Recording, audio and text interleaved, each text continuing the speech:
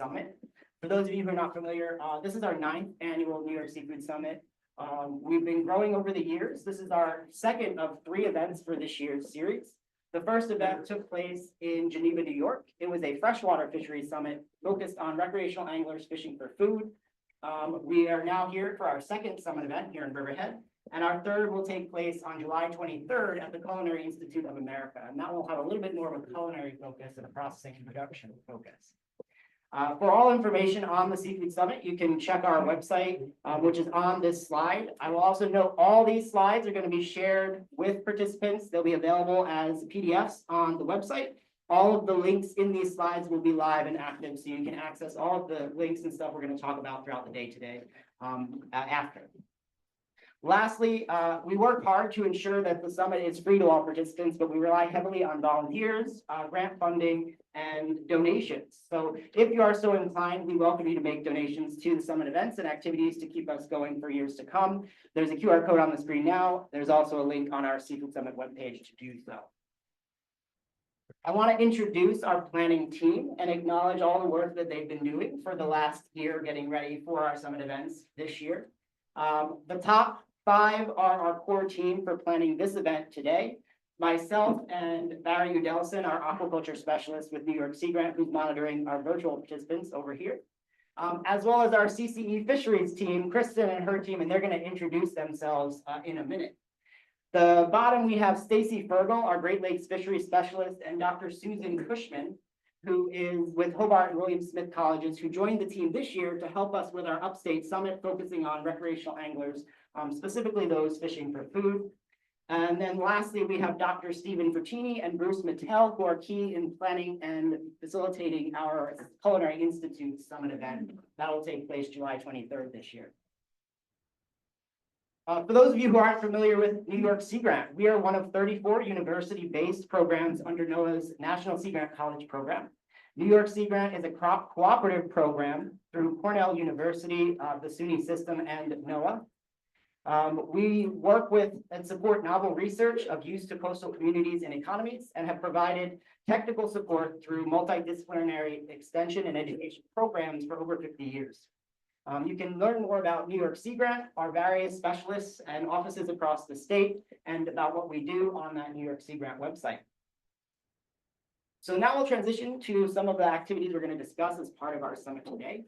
The first is kind of an introduction and overview of the activities that have taken place largely by New York Sea Grant and CCE in Suffolk related to last year's summit.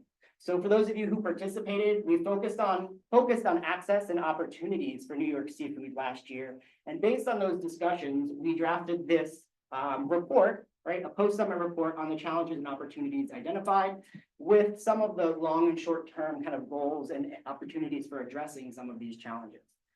To address those, we did work on facilitating workshops as well as participating in outreach and engagement events. And we want to highlight those now. The first we want to talk about is our Access to Capital webinar, which we coordinated a few months back. That Access to Capital webinar was an introduction to grant writing, tips and tricks on how to effectively write and draft grants, how to identify and find grant opportunities. We also had the Small Business Development Center participate to give more information on their services and loans that could also help gain capital for seafood businesses. All of that was recorded and is available online on the New York Seafood Summit website or on the link listed here, along with an outline of all those activities. So now I'll pass it to Kristen to go over outreach. Hi, everyone.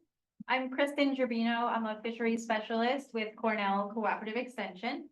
And CCE serves the county with our agriculture, marine, community education, and 4-H youth development programs.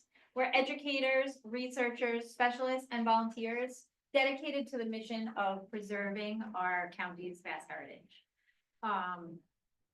To accomplish that mission, we collaborate with researchers, all levels of government, Cornell University, nonprofits, and other community groups to bring innovative programs and services to Suffolk County. So that's just a little bit about CCE. And within CCE, I work on the fisheries team, which, as Mike has said, has been part of the planning team for the last few years. And we've worked really hard to involve and engage Long Island's commercial fishing industry. I'd like to introduce my colleagues here at CCE. We have the head of the fisheries team, Scott Curatola-Wagman. Kara McClintock is at the front table, Emerson Hasbrook, Alex Mercado, Mike Bowen, Tyler Gutierrez, and Amanda Dowman. That's our fisheries team at Cornell. And our executive director, Vanessa Loeffel, is also here.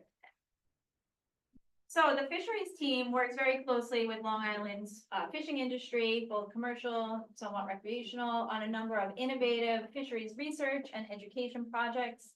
This includes conservation gear technology projects, marine debris removal projects, trawl survey, contaminant studies, technology transfer, and our local seafood marketing experts through the Choose Local Fish initiative.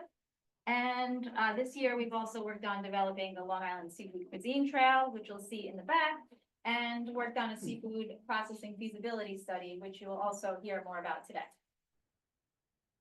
All right, so I'm going to talk to you about a few of the events that came out of last year's summit.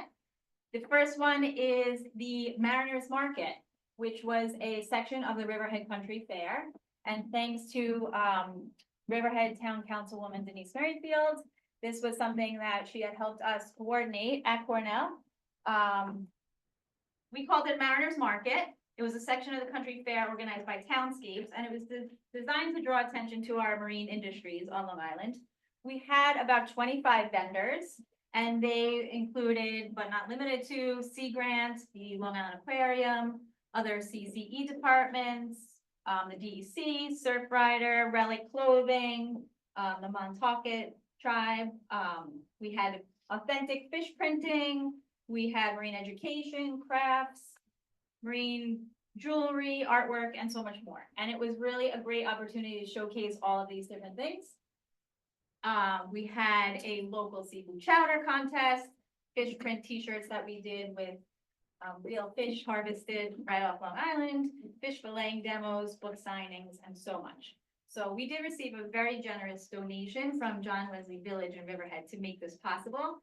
And it really helped raise awareness about all that CCE Marine program does, and highlighted a lot of sectors of the industry and really did support them in a lot of different ways. The next one was the Montauk Seafood Festival, with Cornell and New York Sea Grant both participated in September of last year. We had a table to promote our Choose Local Fish initiative, and we gave attendees the opportunity to taste some, what did we serve out there? Smoked bluefish and cucumber tea sandwiches from Montauk Smoked Fish. We were alongside Montauk Seafood Company, and there was thousands of people there that we had to spread the message to. The food was great. There was people actually getting in fights over getting some of our tea sandwiches, which was crazy, but it was a lot of fun. And it was a great opportunity with a very enthusiastic audience to spread the message about the importance of choosing local seafood. Next one, the first annual Seafood Day at the CCE Nassau Farmers Market. CCE and Sea Grant were there. It was the first event of this kind. We served up some calamari salad and really let the audience know how important squid is as a fishery in New York. And it was another great opportunity to spread our message and awareness. And also the Long Island Seafood Cuisine Trail, which was just launched. If you look in the back, we have a big table to talk about what we had developed along the South Shore, a 75-mile trail from Bayshore to Montauk, highlighting restaurants and fish markets, oyster bars, all focused on really serving and selling what's locally harvested and available. So it's really a neat initiative. You can check out the app in the back of the room, and we'll all check it out today. And then that's pretty much it. Also, we're going to just talk a little bit about later today about the Long Island Seafood Processing Feasibility Studies. All right, thank you. Back to Mike. All right, thanks, Kristen. All right, so next for our summit events today, we're going to lead into some updates from our Long Island-based association. So that includes our Long Island Commercial Fishing Association, as well as our Long Island Oyster Growers Association. So I'd like to invite Bonnie Brady up. I saw her sneak in. Bonnie, there you are. Bonnie, come on up. Bonnie's going to give us an update from the Long Island Commercial Fishing Association.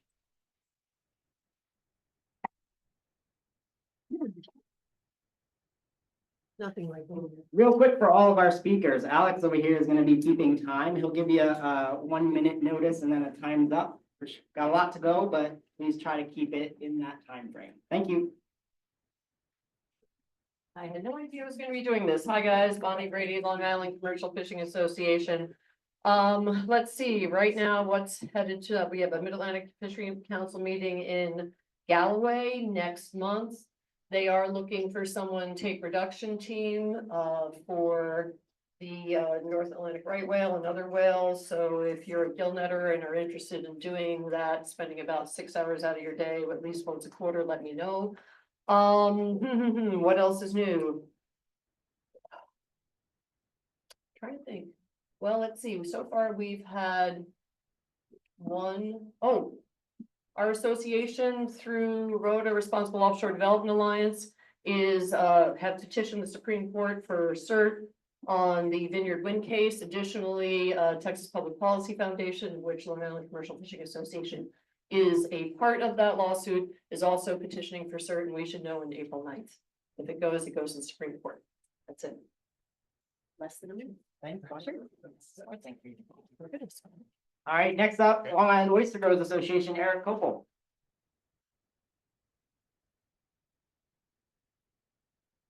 You. Afternoon, everybody. I was invited to say a few words at the launch of Seafood Trail last week, and I started with a quiz, and that went pretty well, so I figured I'd do it again, but with a different question today. So this one's, this is a younger and hipper group, so this one's gonna be about sex and oysters. That's your hint. And what I'm gonna do is I'm gonna play a quick audio clip for everybody, and then show hands to see who can tell me what it is. It's pretty subtle and it happens fast, so tune your ears. Here we go. Everybody ready? Get that? No. One more time. It did play, but like I said, it's very subtle. There it was. Any hands? Nobody? It's a trick question. It was the sound of 1 million oysters spawning. So it's spawning season, and I wanted to say a word about hatcheries on Long Island. So we've got 3 commercial shellfish hatcheries on the island, and they're supporting roughly 50 farms that are growing oysters on a fairly consistent basis all around the island. I've got a vision that in 10 years, we'll go from harvesting about 10 million oysters from our farms annually to about 100 million. And we'll talk about how we take all those to market in a minute, but the production side of that is, it needs a lot of investment in gear on the water and, of course, manpower and all that type of stuff. But the thing that gets overlooked frequently when we talk about how we grow our local shellfish industry is the hatchery situation. So I just, want to put it out there that when you're thinking about, how can we help the growing oyster fishery that we have here on Long Island, coming up with interesting and creative ways to support the hatcheries is a welcome thing. To grow even the 10 million that we're going to grow this year, our mortality rate as a group from 9mm seed looks like it's about 50%, which is nothing to crow about, but that means, to grow 10, we need 20 million.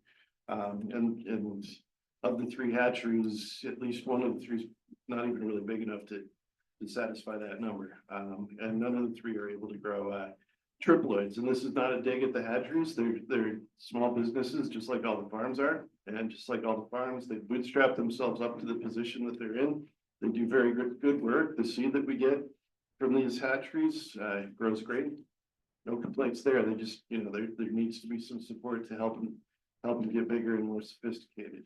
So one of the ideas I floated and will continue to float is that New York State should start a program that subsidizes Long Island farms who grow their seed or who buy their seed, I should say, from a Long Island nursery. So if I buy $1,000 worth of seed from Fisher's Island and the state, rebated me $500 of that kind of flows straight through. I end up buying more seed from Fisher's Island. Fisher's gets more business, and the whole industry gets a little bit of a lift for that. So that's my pitch for the production side of the house. On the marketing side of the house, we're making some nice strides.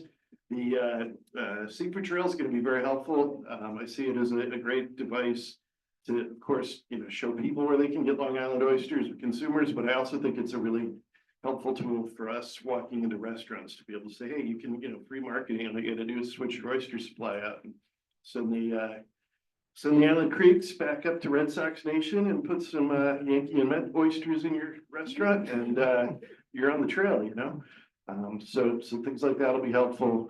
Suffolk County is being particularly supportive right now, and they will enable us to throw an oyster jamboree at Smith Point Park on August 16th. We're expecting between 3,000 and 5,000 people to be there, so that's a great way to raise the profile of oysters. And then at the end of this summer, the Oyster Bay Festival has told me just recently that they plan to re-up with us. And for the second year after a long hiatus, they're going to start using or they're going to continue serving Long Island oysters. So the more we can raise the profile, especially in Nassau and closer to the city, the better we are for marketing ourselves. So that's the update. Thank you all very much. I'm sorry nobody got the quiz.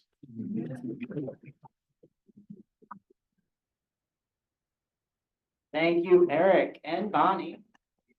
All right, so next we have some updates from our elected officials as well as some of our state agencies. First up, we have Assemblywoman Cassie.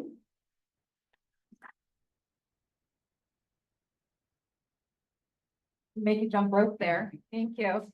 Hi, good morning, afternoon, everyone. I'm straight from Albany this morning and very happy to be here with you all. My name is Rebecca Casse. I'm in the 4th district. So I've, as far as shoreline goes, I have from Fort Jeff to Stony Brook. And my background's environmental science. So I have been out to to see the spat and spawning and all the exciting, it really is exciting if you've ever been out there, but I'm happy to be up in Albany and in the district helping to support this industry. This is Long Island's heritage, back starting with the native peoples here, and then also some of the first industries that came up here on Long Island. This is what makes Long Island, Long Island. And so that's a really interesting and important pillar for, and a great argument to support all the programming here. Also our tourism industry. We have a $7.5 billion tourism industry, and this ties directly into that as we're, as we were talking about with the restaurants, with the seafood trail. I owned a bed and breakfast for 10 years in Port Jefferson as well. And everybody, one of the first questions, they come in, we'd say, we recommend any restaurants. They see, where do we go to get good local seafood? That was one of the first questions almost every time. And so I'm always happy to see new restaurants and restaurants, as we're just saying, adapting to and adopting local produce of Long Island, the oysters and clams and fish as well. And so continuing to keep everything local and build up the sexiness of the excitement of local. And then, having a conservation background, I know that these opportunities that we're discussing too, to educate people not only about the importance of local industry and seafood, but also the connection and the dual application of an animal like an oyster in our waters, where it's helping to keep our waters clean, helping fight algae blooms, and also being delicious. So it's like a win-win-win across the board, and also a great opportunity, again, to let folks know what's going on under their waters, connect them more to the environment. So thank you all for the work that you do. We are here advocating for you every day up in Albany. I'm definitely curious about the program to subsidize New York seeds staying in New York. One of the reasons why we come to these programs, to make sure that we're listening to what you're needing and then going up there and advocating for that. So thank you, and you'll reach out anytime. Thank you, Assemblywoman Cassie. Next up, we have Legislator Welker. Legislator Welker. Oh, here we go. Just in time. Hi, everybody. So nice to see all of you here today. Welcome. Thank you to Cornell Cooperative Extension and the great work that you do and that you've done over the decades for our community and for our region. I'm just delighted to be here today. As many of you know, Montauk and Shinnecock are the 2 largest commercial fishing ports in the state of New York. And we're lucky in Suffolk County to be host to both of those important economic drivers for our region. So with all that is encompassed with our commercial, our wild caught seafood, as well as our aquaculture, we have so much to look forward to, both in the ocean and in our bays. So with that said, thank you all for being here, and I'm delighted to announce Mr. David Lees, council member of the town of East Hampton. Thank you. David Lynch representing town council or East Hampton Town Supervisor, Captain Burkensall. Right, David? Yes, thank you.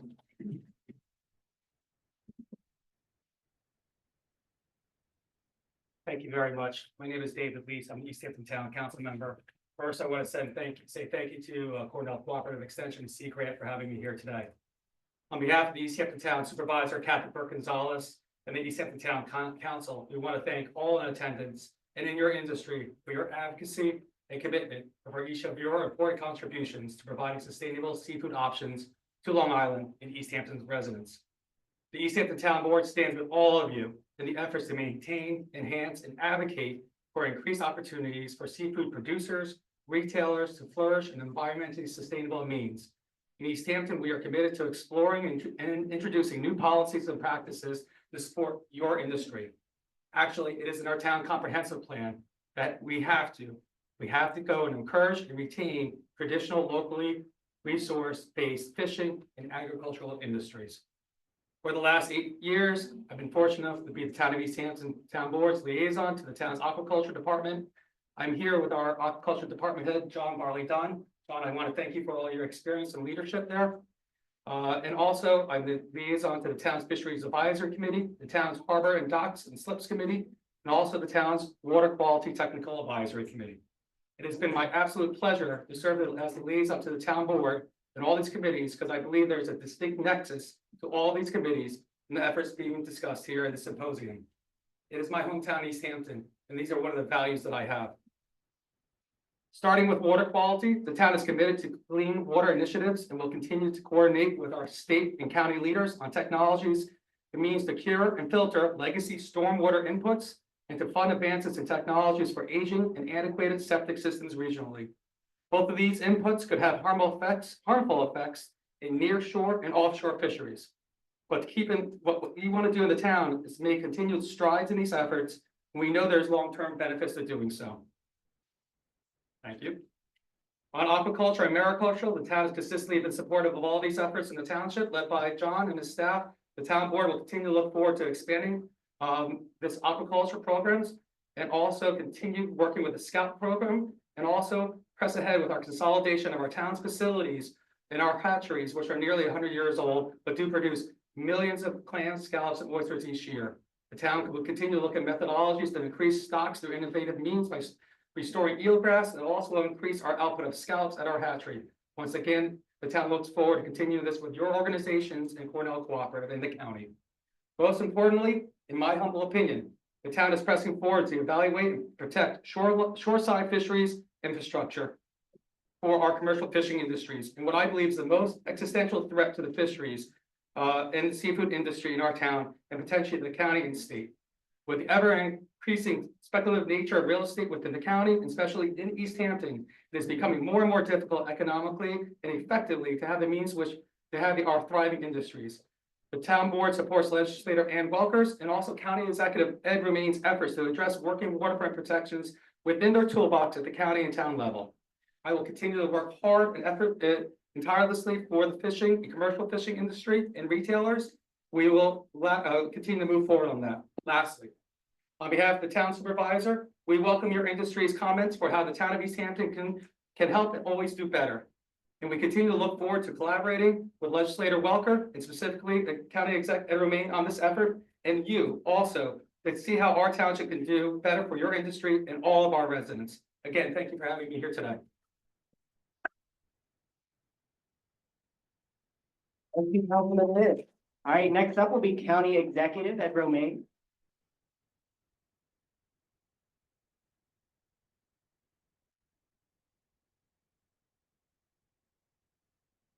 How are you doing today? Good.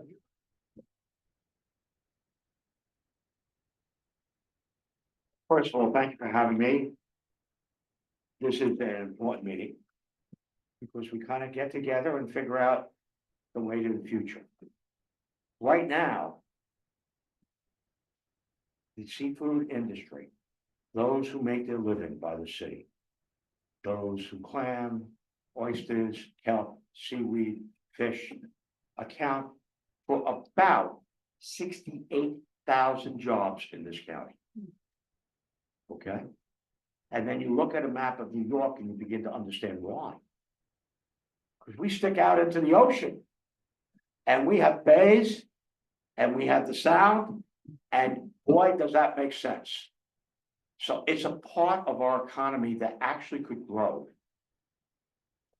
I had the great pleasure of serving for the county legislator for this area, right here. For Shelter Island, South Hold, Riverhead, and all of Eastern Brookhaven. Before I became supervisor of Brookhaven. And this, by the way, is my 40th year in elected office. So I've seen a lot of changes. I've seen a lot of changes. But you know what? Even someone as dense as me learns by watching. And when I was a county legislator, I watched the county take Peconic and Gardner's Bay and lease out the lands for those who would utilize those lands. That the bottoms were oyster and clam and hopefully scallop. And work with groups like Sea Grant, which is great, and Cornell Cooperative Extension, who do great things. And with our, in the county, Department of Economic Planning and Development, Sarah, stand up, she's our commissioner.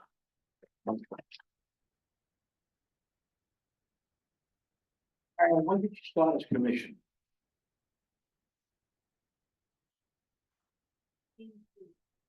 When did you start with the county? 2011. 2011. Yes. Okay, so she's been there for a while. I see our two assembly people that I know, Rebecca and my good friend, Mr. Fitzpatrick. What? Yeah. How are you doing? Hopefully everything's going well in the state. So far, so good. But let's talk about being Tom, so I have to be very quick. When you came to Brookhaven as a supervisor, which I served in 12 years, I learned lessons from the East End. And we began to lease out parts of Moriches Bay, which, as you know, is one of the, well, it does a great job with kelp and a whole host of other things. And we began to lease out lands to Talcott Harbor, which also does a kelp thing. We have great benefits here that we're not realizing, and we have to put to work. I'm working with our legislator for the 2nd district giveaway, and we are working on a working waterfront. I know my time's up, but it's not up because I want to talk a little bit more about some of the things that has to happen. I look at Rob Carpenter. Give a wave, Rob. Rob is the director of the Long Island Farm Bureau, but they handle not only agriculture, but aquaculture. And he does a great job. And one of the things that I'm the 9th county executive, the 2nd county executive developed, John V. Klein, was we've got to save our farmland. And he came up with a way to purchase development rights to save farmland. Well, as county executive, a couple more county executives after him, I'm looking at a working shoreline where people fish from, where the docks are, and I'm concerned because waterfront seems to have a high value. And it's squeezing some of the people that need a working waterfront. We just had a threat with Gosman's Dock and ice over there, which is huge if you're a fisherman. So we're going to come up with a plan and a program to start buying the development rights for working with shorefronts, for docks and others that are related to industries, aquaculture. And by the way, last year or the year before, this town, this county, this state took in 20 million pounds of fish. And where do you think most of it came from? It did come from, the upstate county. I won't mention anyone critical of any upstate county. Most of it came from Suffolk. Most of it came from Suffolk, some of it from the city, yes, some of it from Nassau, but most of it came from Suffolk. So I want to grow that industry. I want to make sure that that industry has a future. I want to make sure that docks are preserved, that there are ice houses, because we had a incident earlier this year, which Ann worked with me on, and I have to say Congressman Lalota did a great job. We had the largest fishing fleet in the state is at Montauk, and the second largest is at Shinnecock. We had the Montauk Inlet show up, and those guys were taking their fish and their catch because some of them could not get their trawlers in to pull Port Judith in Rhode Island. We cannot let that happen. We went, both Ann, myself, and a number of other people went to Congressman Lalota, and he got the Army Corps of Engineers, which are not the fastest moving people. I deal with them on a whole host of other issues, to get there in less than 4 weeks and start dredging that in, so that we could, and they dredged it down to 12 feet. This fall, they're going to dredge it down to 17 feet, where it should be. Well, it's issues like that that I'm going to stay involved in, with local legislator, help Congress and state representatives, to make sure that your industry has the tools to do the job. This is what government was meant to do. I'm watching different levels of government, friends at the federal level, a little crazy there, state level, a lot of other things. But government's purpose is to help us all create jobs and give you the tools that you need to get your work done. So we're going to do that in government, in Suffolk, anyway.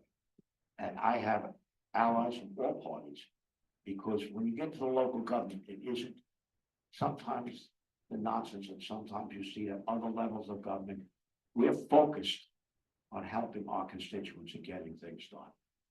And they gave me a list. I should be reading this all off. I'll mention the survey, right? Why don't you tell them about the survey? We're doing a survey of all the property. Explain that to them. Waterfront survey of small businesses and landowners to really understand the challenges facing waterfront property owners. And we're launching it today, and we'd be happy to provide you with QR code so that you can link it on your phone and just answer it. Very excited about that. Survey opens today, closes on April 11th. And what are we going to do with that survey? Explain what we're going to do, why we're doing it. Develop a program, a working waterfront preservation program. Right, because we are going to develop that. And myself, several other legislators are absolutely dedicated to doing that, so that we can make sure that your industry grows, prospers, and does well. Because there's so many other things that happen. For example, the Montauk thing made me concerned, because one of the things that concerns me is the fishing quotas that you have that are taken in. And if we had less fish being dropped at Montauk and more being dropped at Rhode Island, we'd lose a little bit of the quota there. So we're very concerned about the details of getting things done and making sure that those who are involved in some manner, shape, or form in agriculture get done. The biggest thing that we can do, and you won't see it this year, and you probably won't see it during my term, is to clean our waters. Is to clean our waters. You know, 70% of this county is still on cesspools and septics. I grew up in Suffolk. Remember and say, well, hey, we have another legislator. Hey, Chad, how are you? Chad Leonard.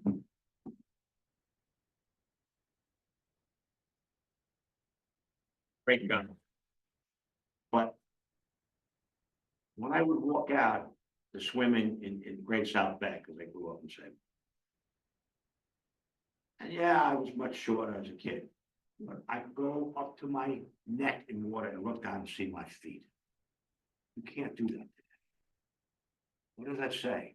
I'm not a scientist. That tells me something's happening to our waterways that's impacting the future. We've got to clean up. And nitrogen is only one thing. There's many other things that impact our local waterways, our bays and our sounds. And I am committed with the members of our county legislature to doing the right thing. And I've got to tell you, while legislative district number 2, which Ann represents, is number 1 in terms of waterfront locations. Actually, I think District 6 is number 2 or 3. So Chad, you're at the right place. What we need is a concerted effort, because while the county alone cannot do this, we have partners with our towns. East Hampton and Southampton, and all the towns that help us clean our waterways and support our agricultural industry. We should work together. And that message should also go to our state elected officials, because we're kind of the appendage of Long Island. And sometimes we don't get the attention that we really do need. And sometimes a more focus of an urban agenda instead of, forget a suburban agenda. How about a waterfront agenda? So we need to put more attention on this. And I am so appreciative to Secret and Cornell Cooperative Extension calling attention. And hopefully, and I noticed there's a guy in the back there, he's wearing glasses, he's writing. He's a longtime friend, Mark Giveaway, Mark Harrington from Newsday. And the very fact that Newsday is covering this is critical, because we have to get support for our agenda. Agendas for cleaner waters, for better facilities, for any type of legislation that can help. This is the 3rd year our scallops are off Conning Bay. We've had really no harvest to speak of, and that's disturbing. However, fortunately, our oysters and clams are doing okay. We have more people going into the business. Look, we had a facility, I mentioned Cedar Point. I know Cornell has a place out in Southold. We have a place called Cedar Beach in Brookhaven on Mount Sinai, where we grow 1 million sea clams, 2 million oysters, 70,000 scallops every single year. And we try to replant them. And we work with a whole host of groups. It's not only government, but it's a whole host of even not-for-profits that are going to bring us back, because we have to bring this economy back. We have to build it up. We have to support it. And we have to look at all the things. So I'm going to encourage you. I have all the answers. I'm not giving any answers. But I'm going to encourage you, if you get this survey from our Economic Development Department that was circulated to all the property owners, please fill it out.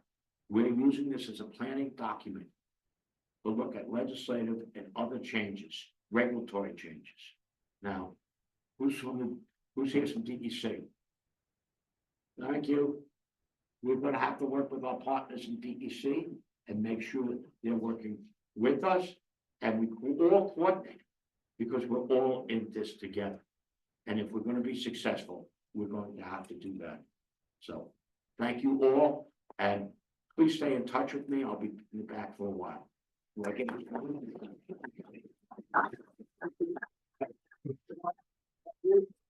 I could have read you a lot of numbers. That's not the message. It's not what the message is. We've got to make some changes. we gotta make them now, and we've gotta support this industry. That's the message. So I want to come with this.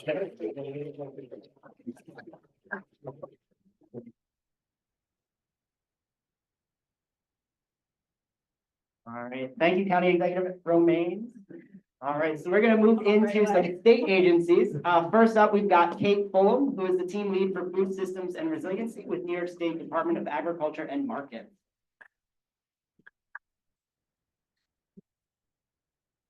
Well, it's tough to follow the county executive. It's only my 43rd year on earth. So congratulations on your 40th year in elected office. 25 of those years, though, I've spent on the east end of Long Island. I went to Long Island University's Southampton campus and studied marine science. So this is right in my wheelhouse. And also serve on the Southampton Town Planning Board, working on a lot of these issues. And most recently with the New York State Department of Agriculture and Markets. Our division actually works on agricultural development, and so we develop grant programs and marketing initiatives to support industry. And today I'll go over a little bit of that. I will try to blast through these pretty quickly, but I am going to be staying around for the rest of the day. So if anyone wants to be in touch, please let me know. I have my business cards here as well. So here's just an overview with New York State Department of Agriculture and Markets. Within our agricultural development division, we manage executive initiatives like the Seafood Cuisine Trail with CCE Suffolk, the Processing Feasibility Study. Again, really happy to be working with CCE Suffolk on those initiatives. We also have the New York Grown and Certified program, which I'll go into a little bit. Taste New York, which you've probably seen in the stores along different highways throughout the state. And we work with outside partners to give money to industry, nonprofits, as well as businesses. So in terms of the executive initiatives, you heard from Kristen, they've done a wonderful job launching the South Shore Trail for the Long Island Seafood Cuisine Trail. We also have the processing study we'll talk about later with the panel discussion. For New York Grown and Certified, this is a producer certification. It's voluntary, but it certifies the quality and safety of product, safety from a food safety perspective, but also environmental programs as well. And there's already 40 seafood companies participating throughout New York State, so you can contact our team about that. Once you are grown and certified, there are opportunities for equipment grants as well as marketing grants. There's a grant opportunity open right now for any of you that are participating in the Grown and Certified program. Rolling applications for marketing initiatives through September 30th of next year. So check that out. For Taste New York, this is a product certification, and with your product certified through Taste New York, you can be included in the stores and in the online catalog. Right now, actually, the deadline being April 7th, next week, right? Is the Business Builder Sub Awards. This is an interesting initiative that came out with USDA funding. There are different regions of the country that are funded for regional food business centers. The Northeast Regional Food Business Center spans from Maine, I believe, down to New Jersey. There's a number of states included, but there's $10 million that's allocated for businesses and nonprofits that can have different tracks. So anywhere between $25,000 to $50,000 for equipment, business development services, hiring a consultant for marketing or developing out your business plan between $15,000 and $25,000. And then you have track 3, which is the product, market, and expansion between $50,000 and $100,000. So if you have a business plan in place and have some time on your hands, please visit the website here. I believe, Michael, these will be circulated. So I included live links in my presentation slides. You can just click on them and get the resource you need. The Aquaculture Infrastructure Grant, I know there's probably a lot of people in the room who are feeling frustrated about this, me included. There have been some delays on that grant program launching, but we are working to secure a new administrator and go through the New York State contract development process. At that time, the administrator will develop and release the grant program. We're targeting July, August for a program release, and definitely looking for your feedback on that. And the administrator, once the budget is adopted within the next couple of weeks, will be announced, and they will be doing outreach to industry on that.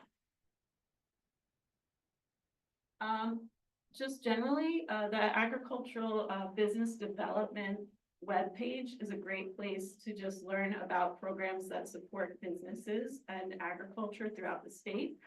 And I created a special QR code, so if you have your phone and you want to sign up to be on an interest list for New York State programs that support the seafood industry in New York, please go ahead and sign up here. We could exchange business cards. You could email me. My cell phone is on there. This is really exciting that New York State Ag and Markets has hired a Long Island based person, me. I've worked on Long Island and lived here for a long time. I've sat in the grantee seat and the applicant seat many times, waited for grants, gotten reimbursed with, interest. And I'm really motivated to make this work with the tools that we have available. So please contact me anytime and I'll do what I can with the tools I have available to help. And I think maybe we're back on track. Thank you, Kate. All right, thanks, Kate. Next up will be Marty Gary, who is the Director for the Division of Marine Resources with New York State DEC.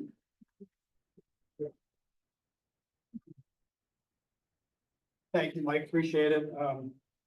And to County Executive Romaine, all of our elected officials, my scientific colleagues at Cornell and New York Sea Grant, and our DEC colleagues, and most importantly, the fishermen in this room. I just want to let you know how privileged I am to come here and speak to you today for a few minutes.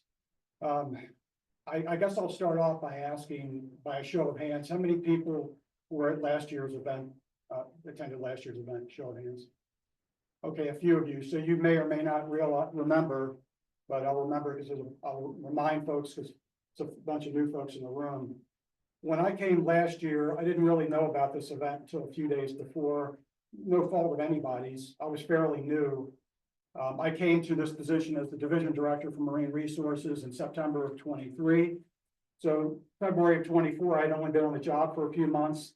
I came out, I walked in, I sat next to Emerson Hasbrook in the back of the room, Cornell, and I listened for several hours as DEC got criticized pretty heavily. We got beat up pretty good. But that's okay. We need to hear from folks what's wrong, what's broken, what needs to be fixed, where they need help. And so it was a little awkward, but at the end of the meeting, Tara had asked me, do you want to come up and say something? And after being beat up for a couple of hours, I thought maybe I'd better say something. So everybody was great though.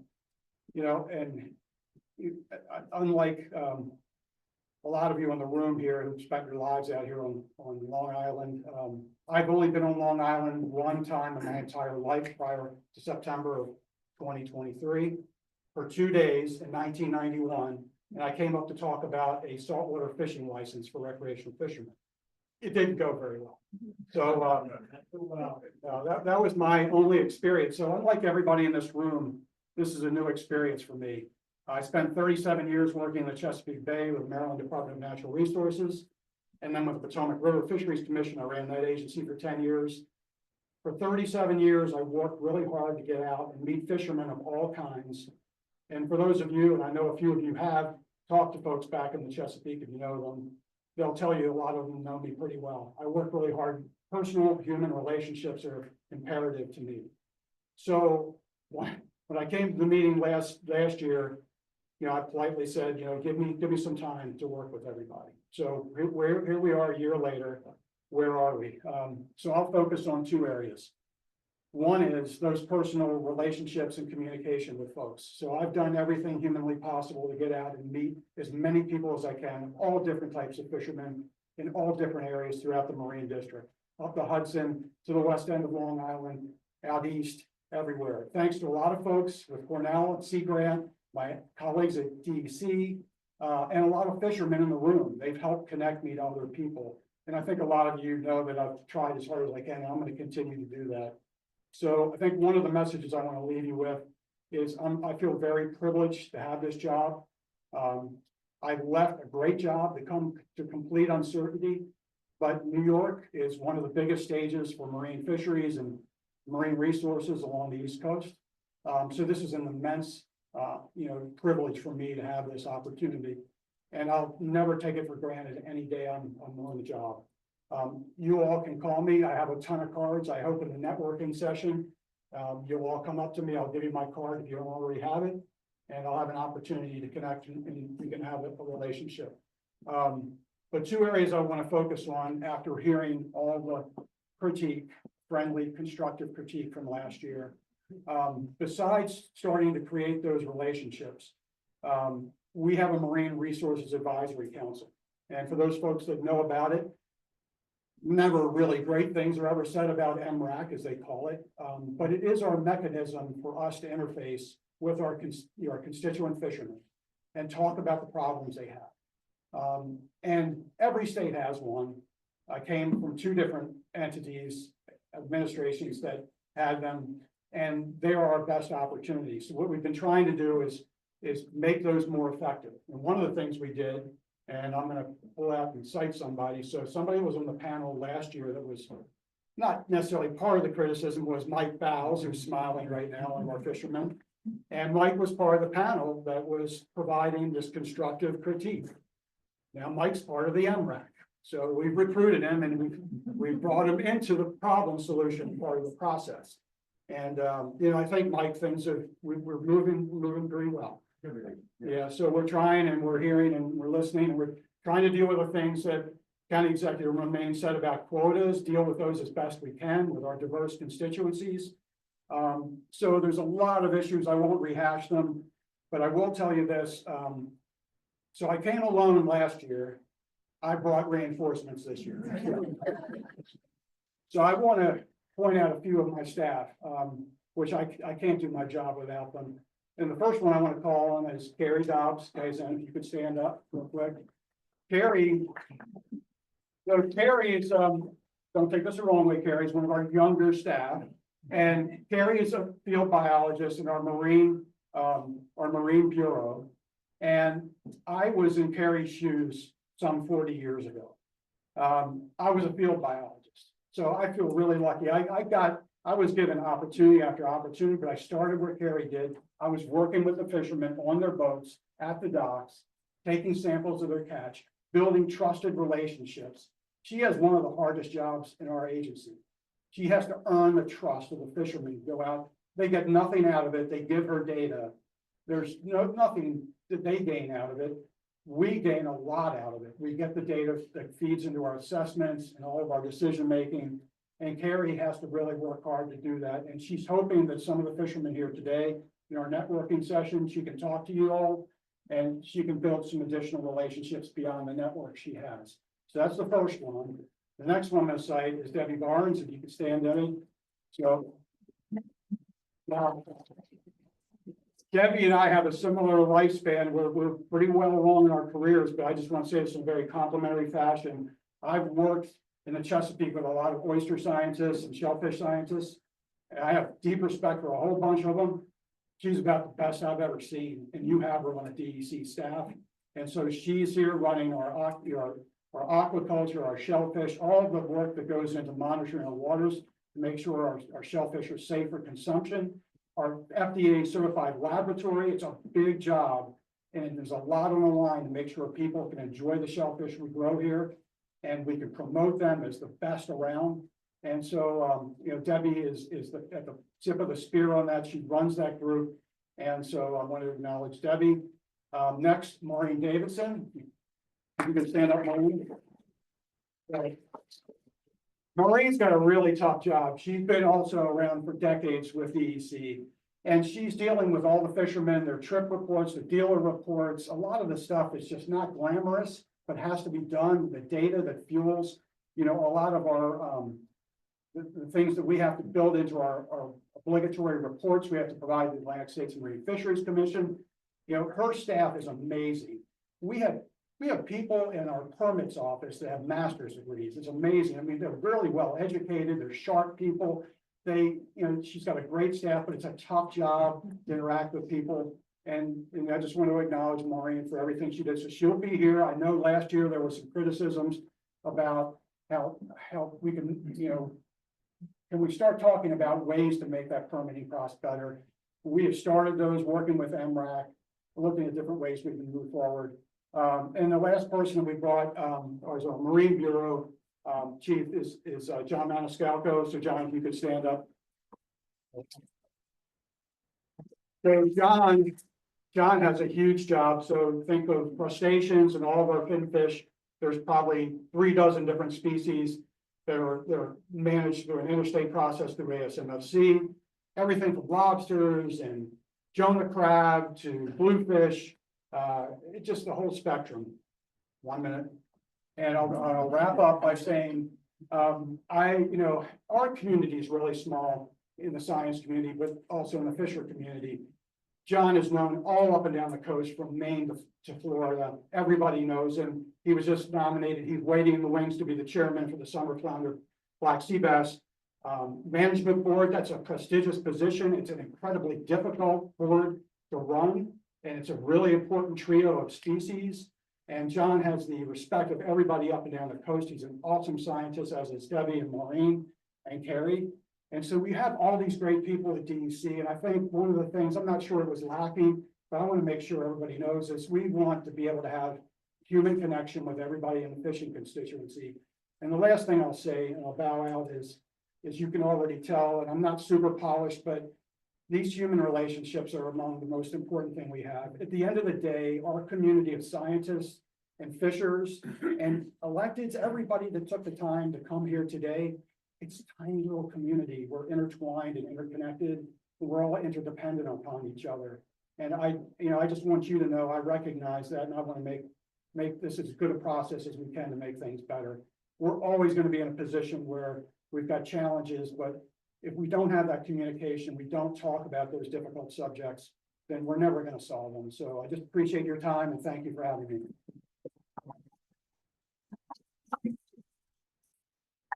All right, thank you, Marty. For the sake of time, we're gonna jump ahead. We're gonna move forward on our agenda. There will be time later today. We have a lot of time for networking resources and talking and interacting with one another. So save your questions, ask our folks as they mingle and snack on some of our local city food products. But right now, I want to jump into one of our topical presentations, which I'll be giving. This one specifically about the new FSMA 204 traceability rule. So show of hands, who knows what this is? Who's heard of it? Not that many people. Okay, good. We're going to go very quickly, a very brief overview of this rule, and you'll figure out, well, you'll see why we're just going quickly over this in a second. But first, to introduce that rule, the FDA's final rule requires additional traceability records for foods. Some key terms in that are one, additional, right? This is not getting rid of any traceability requirements associated with rules and regulations that currently exist. These are additional requirements to those. These are also only applied to certain foods. It does not apply to all foods, so we need to be aware of that. It establishes traceability record-keeping requirements for any person who is manufacturing, processing, packing, or holding any of these foods on what they're calling their food traceability list. So certain foods that this applies to. The intent of this new regulation is that it is going to allow for faster identification and ultimately more rapid removal of potentially contaminated foods from the market, ultimately resulting in fewer foodborne illnesses and or deaths. Right. So right now, FDA estimates that on average, it takes about 35 days without a lot code source to track back a food to the source and potentially pull that recall and pull that food from the market. They estimate with the initiation of this rule and the requirement for this traceability lot code, which I'll cover in a minute, will reduce that time to about 6 days. So it's about an 85% reduction in the time it takes to pull potentially contaminated foods from the market. So that is why they're moving forward with this regulation. So I said this only applies to certain foods, and there's a food traceability list that lists all of the foods that this rule applies to. So we're going to focus on the right side of this list, kind of from about a quarter of the way down. You'll see we start with finfish, right? All of those histamine producing species are on this list. Finfish that are potentially contaminated with ciguatoxin, so more of those tropical warm water fish are on the list. And then we have finfish species not associated with histamine or ciguatoxin. So all finfish are on this list, right? So all seafood, finfish is on the list. Smoked finfish, right? Crustaceans, mollusk and shellfish bivalves, right? We do have lots of exemptions, so hold up. And ready-to-eat deli salads, right? And that includes all of our ready-to-eat seafood salads. You'll also notice that it says fresh, frozen, and previously frozen. That's important because it's only those products in those forms that are on the list. If those products are in different forms, they are not on that list, okay? So where this rule gets fairly complicated is when it comes to the exemptions. There are quite a few exemptions. The blue here are kind of the categories of exemptions. So just because you see farms there doesn't mean farms are exempt across the board, right? There are certain categories and criteria that you need to meet as a farm to be exempt. I've tried to highlight in orange here some of the ones that are probably more likely to apply to our seafood industries, including certain small RAC producers. So RAC stands for raw agricultural commodity, right? So seafood is a raw agricultural commodity, right, prior to processing. Certain foods that are packaged at the farm, or farms that sell directly to consumers. Commingled raw agricultural commodities have an exemption, which is very prominent in our seafood industry. Fishing vessels, the owner operating in charge of those fishing vessels are largely exempt. So fishermen are largely exempt from these requirements. However, right, keeping in mind that just because you are exempt does not mean your buyers are exempt, right? If you're buying from others, they may not be exempt. And so they may have needs in order to comply with this regulation and data that they need to collect from you in order to comply. So it's really important to be having conversations across the supply chain as this rule comes into effect, because it potentially could be impacting all across the seafood supply chain. Then there's some exemptions for various processing activities. So as I said, if you're changing the form of some of those products, they may be removed from that traceability list. And then I have on here regulated under USDA, not super relevant for New York, but if you do work with catfish, catfish is regulated by USDA, not FDA, and therefore is not subject to the new traceability rule. Ultimately, there are a lot of exemptions. There are also size-based exemptions for companies. There are also exemptions specifically for the electronic sortable spreadsheet, which we'll touch on in a minute, but that's another requirement of this regulation, that individuals subject to it must provide FDA with this electronic sortable spreadsheet within 24 hours of request. And this is only going to be requested if there is potential outbreak. I also have an exemptions tool listed here on the bottom. They have a lot of great resources on the FDA website. I'm not going to go into all of them, but again, these will be all linked on these slides. I will also send additional slides that I'm not even going to cover today just for the sake of time that provide more examples and information on this rule. But that exemption tool will help you understand or walk you through figuring out if you are exempt. So compliance. So originally the compliance date was January 20th, 2026.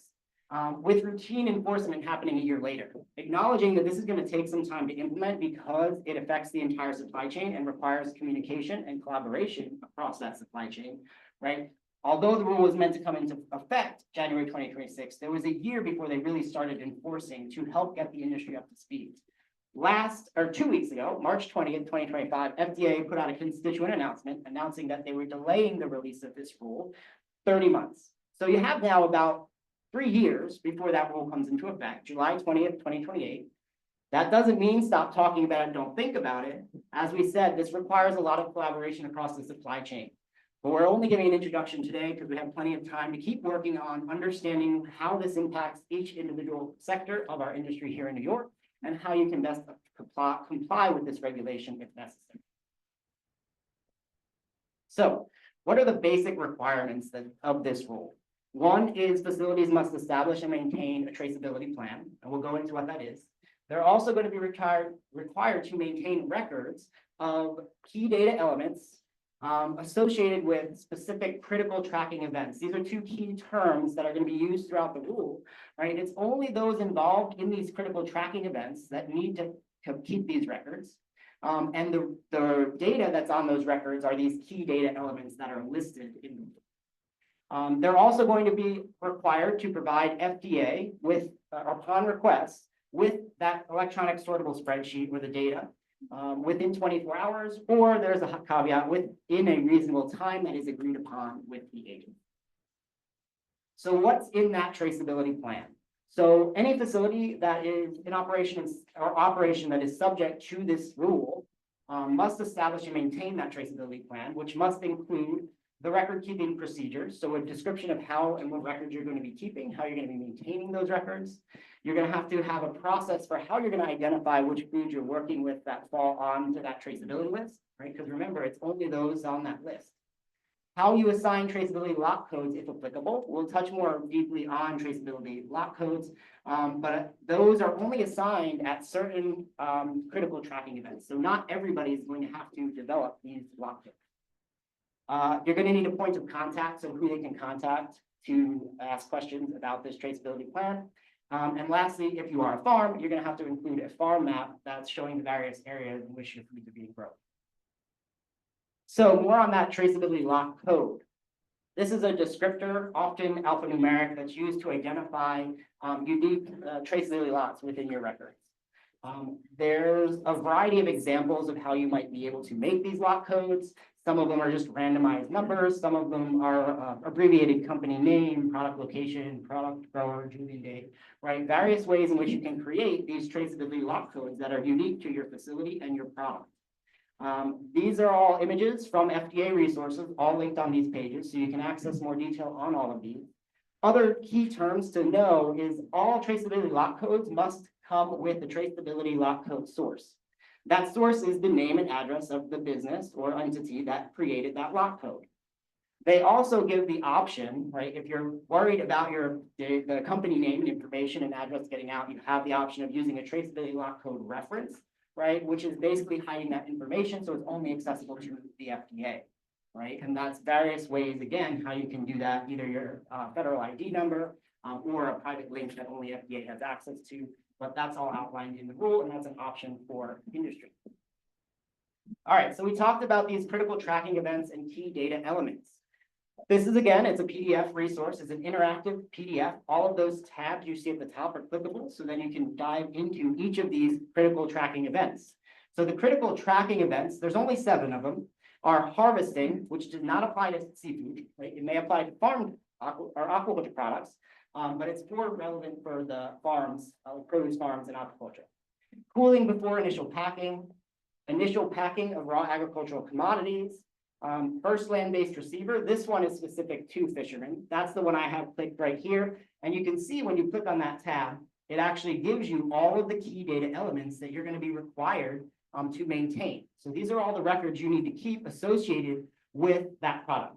So the first land-based receiver of wild-caught product needs to assign a traceability lot code, indicate the species and/or acceptable market name, quantity, harvest date, and range of locations for that trip, location description for that first land-based receiver. So that would be that lot code source, date landed, and then that document reference number is just what is this document housing this information, right? So each one of these tabs has that. The other critical tracking events include shipping, receiving, and transformation. Transformation being transforming that product, that fish, into some other product, right? That includes kind of fillets, steaks, things like that. All of the yellow stars, you see those 3 yellow stars on initial packing, first land-based receiver, and transformation. Those are the only critical tracking events that require the development of a traceability lot code. So if you're not engaged in any of those events, you would never be creating that lot. Again, the URL, the QR code all take you to that document so you can play around with it yourselves. We're going to go quickly through a supply chain example, right? FDA has a variety of these. There's several seafood, aquaculture, and fisheries specific examples, kind of showing you how this moves through the supply chain and how it impacts the different sectors. So again, we have starting with our fishing vessel. This is for wild caught tuna. Again, those fishing vessels are exempt. The first person that this rule applies to, and everybody in this box ultimately needs a traceability plan. So fishermen don't need a traceability plan, right? But that first land-based receiver is going to need one. And they're going to need to maintain the first land-based receiver key data elements that we just reviewed on the previous slide, right? They're also then going to need to generate and maintain shipping KDEs or key data elements that where that product is going, right? That processor is now going to have receiving key data elements because they received that product. They're then transforming that product. So they're going to have transformation KDEs and they're going to generate a new traceability lot code, right? Because they're transforming that product. That traceability lot code is actually the only data that moves through the entire supply chain. So moving forward, after this second traceability lot code is generated, that's the data that's actually moving to the end of the supply chain. And ultimately what that does, it allows FDA, if there's an outbreak at the restaurant, they have on those receiving KDEs at that restaurant, that traceability lot code, they can jump past all of these middlemen and they can go right to the processor, right? So that's part of how this is making things more quick and efficient. Again, they'll need shipping KDEs, and then ultimately, as that moves through the supply chain, it's just keeping those shipping and receiving KDEs right to the retail establishment, who are subject to this regulation as well, right? So it's really impacting all throughout that supply chain.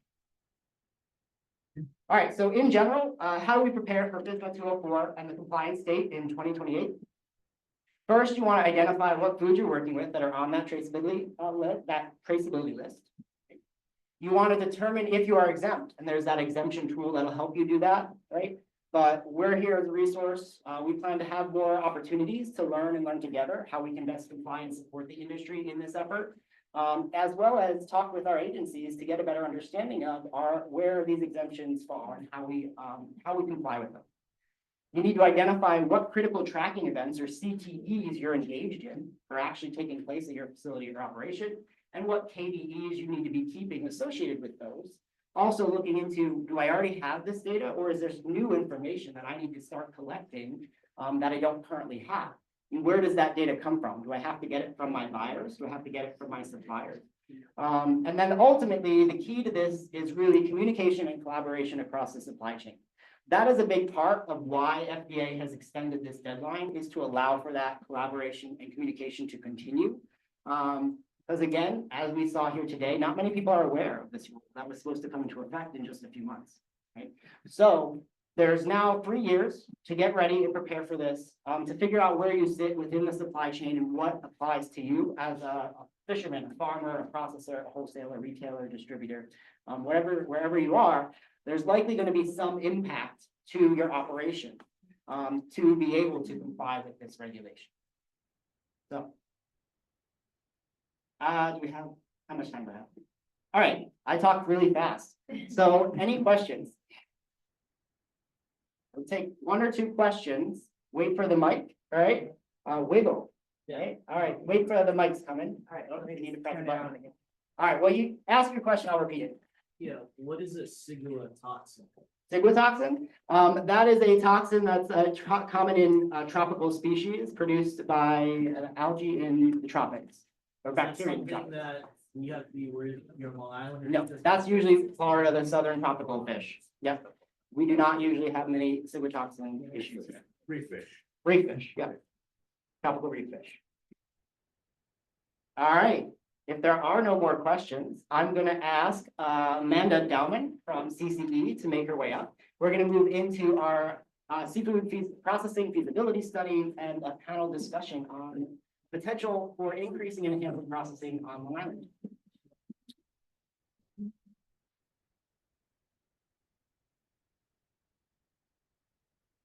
Thank you.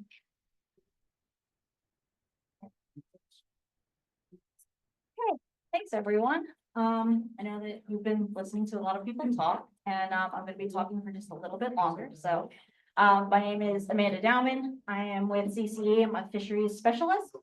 I'm just basically going to be summarizing our study and the results so far, which will lead into an industry panel. So that'll be a lot more fun because you'll listen to 5 people talk and not just 1.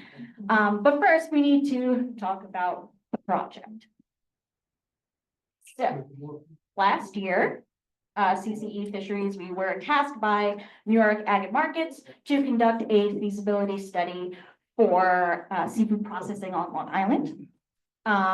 So we reached out to about 100 or 100 plus industry members. These were fishermen, these were shellfish growers, kelp growers, and also shoreside operators, which are all retailers, distributors, dealers, everyone like that. So the pie graph shows you a breakdown of those groups.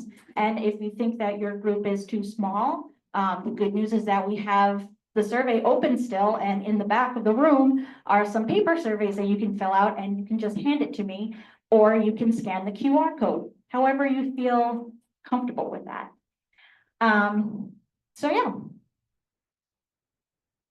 This also represents people who would be both also, so you can see like the numbers aren't gonna really line up, but some people were fishermen and they identified as a shoreside operator, for example. So wherever you are in the supply chain, you can identify yourself. Okay, so first I want to make sure that we understand what CCE is counting as processing.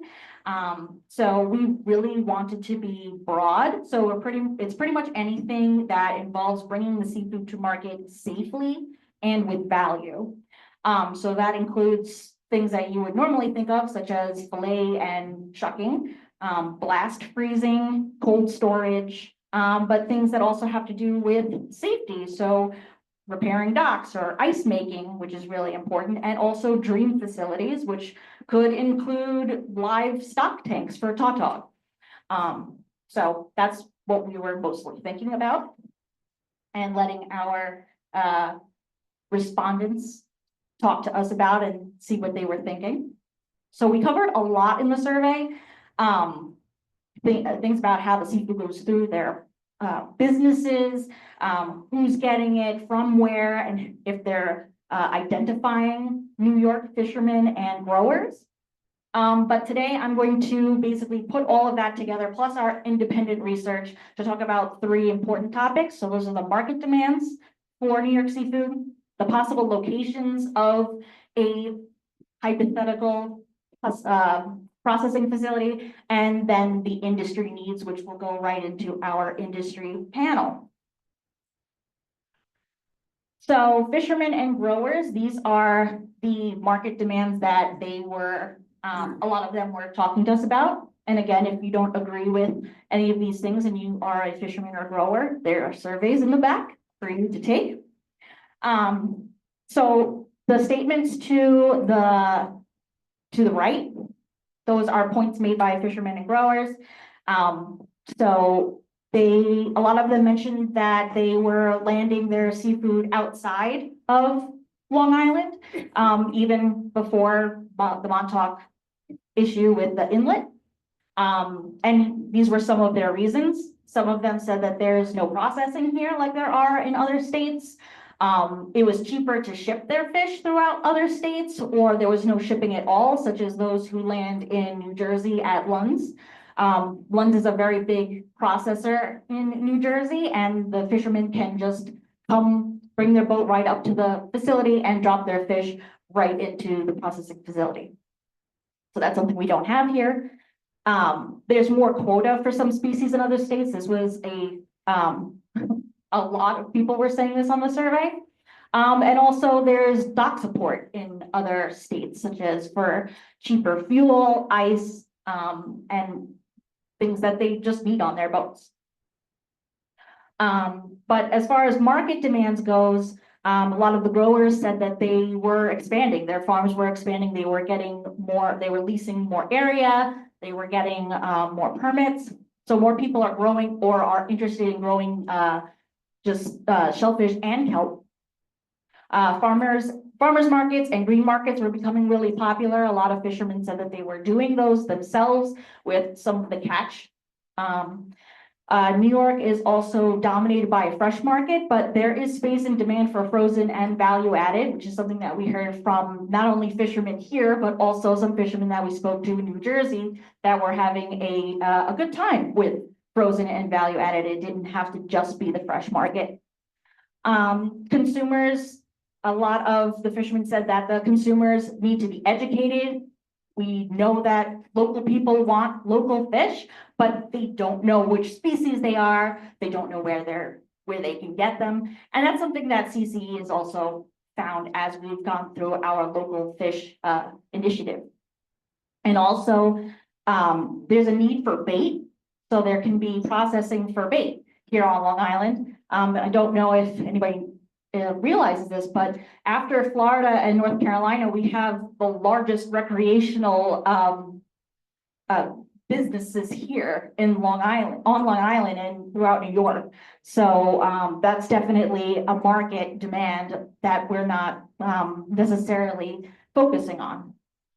Fishermen and growers also put in the species that they thought would benefit most from processing. So we can see, most of them said squid, oyster, scup and porgy are the same thing. So you can imagine scup is bigger on that word cloud, bluefish, dogfish, fluke. These are all really important species to Long Island. Squid and scup in particular are largest volume fisheries here.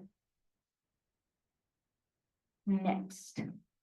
So these are answers about market demands from shoreside operators. The graph here shows where the seafood that they buy, the Long Island seafood that they buy, where is that going towards? Many of them are their own storefront, so they're just buying fish, they're processing a little of it, and then they're selling it right there.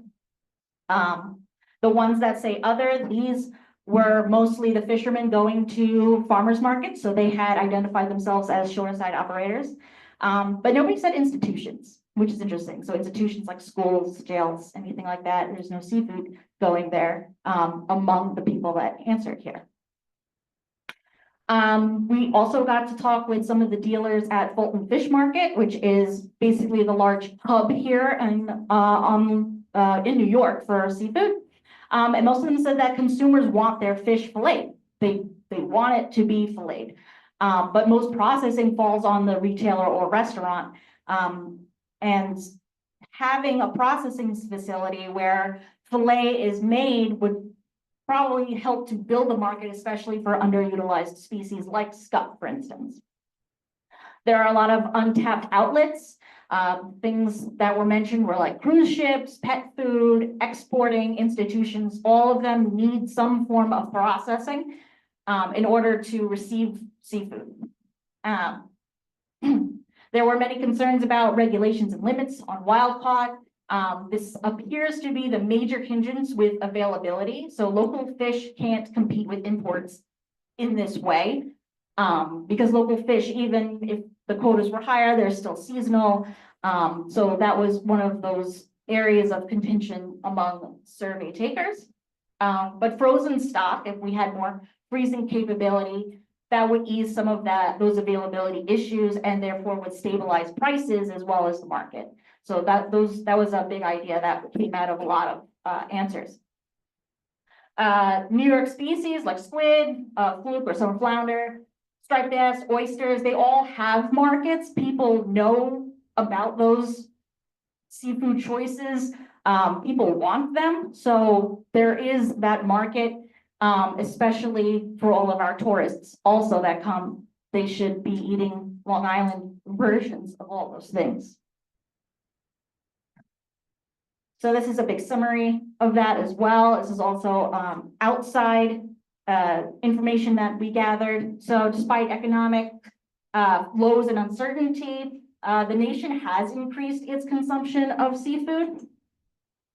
So about 20 pounds per capita is what is estimated for people around the country. So people have actually increased their intake of seafood. So there is more demand for it than we probably give it credit for.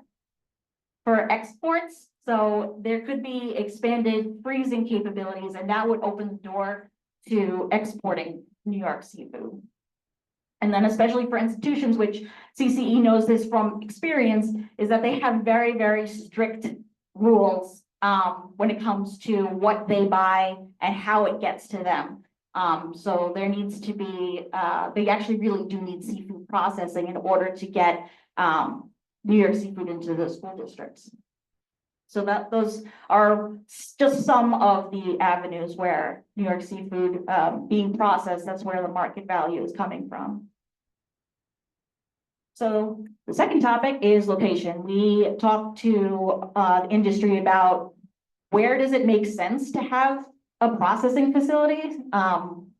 And what we found was that because there are so many different things that are needed, such as freezing and ice, but also filleting, that you can't just do it all in one building and say, yeah, Hank, you need to have the need where the people who need it are.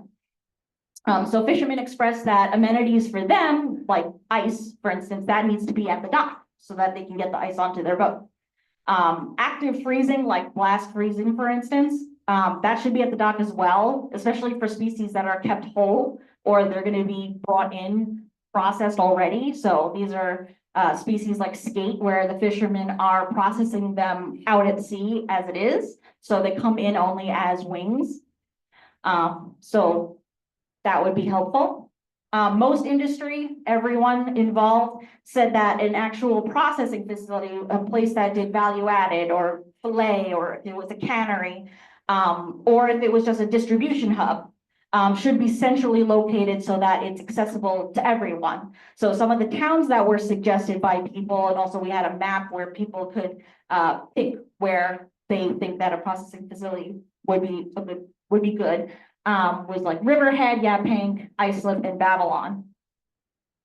And most industry didn't feel too strongly about how many facilities it was. A lot of the answers were, it's better than nothing. But it became clear throughout just talking with people that the industry requires multiple facilities and to reflect the different needs and where those needs are needed. So besides speaking with the industry, we also had to do a ton of outside research as well. So all of these other topics also matter a lot. You need to think about, if you're going to have a processing facility, you're going to need people who are cutting fish all day, and these are potential workers. So you need to understand, okay, where is the workforce actually located, and if we put it out in Montauk, will they be able to get through the summer traffic in order to get to work, or will they quit about an hour into their drive?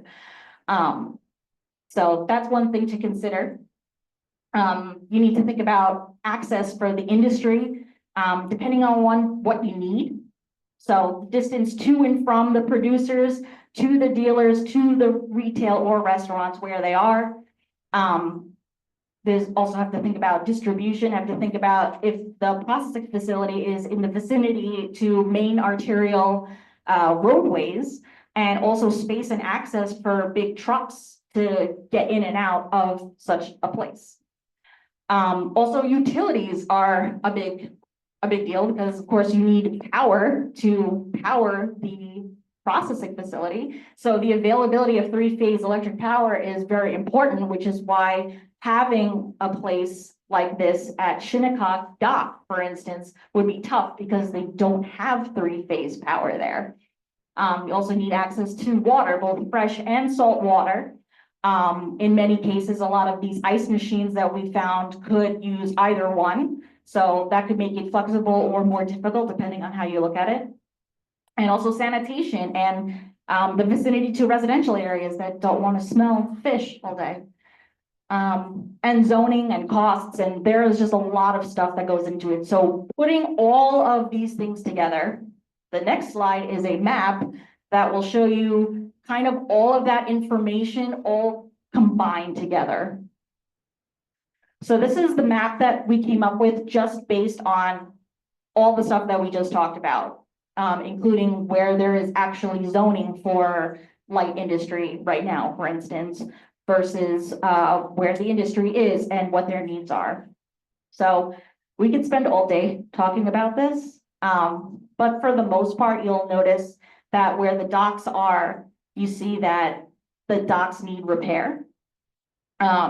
They also could use ice, and this is not saying that there should be an ice, large ice machine at Inlet Seafood and at Montauk Commercial Dock and at Shinnecock.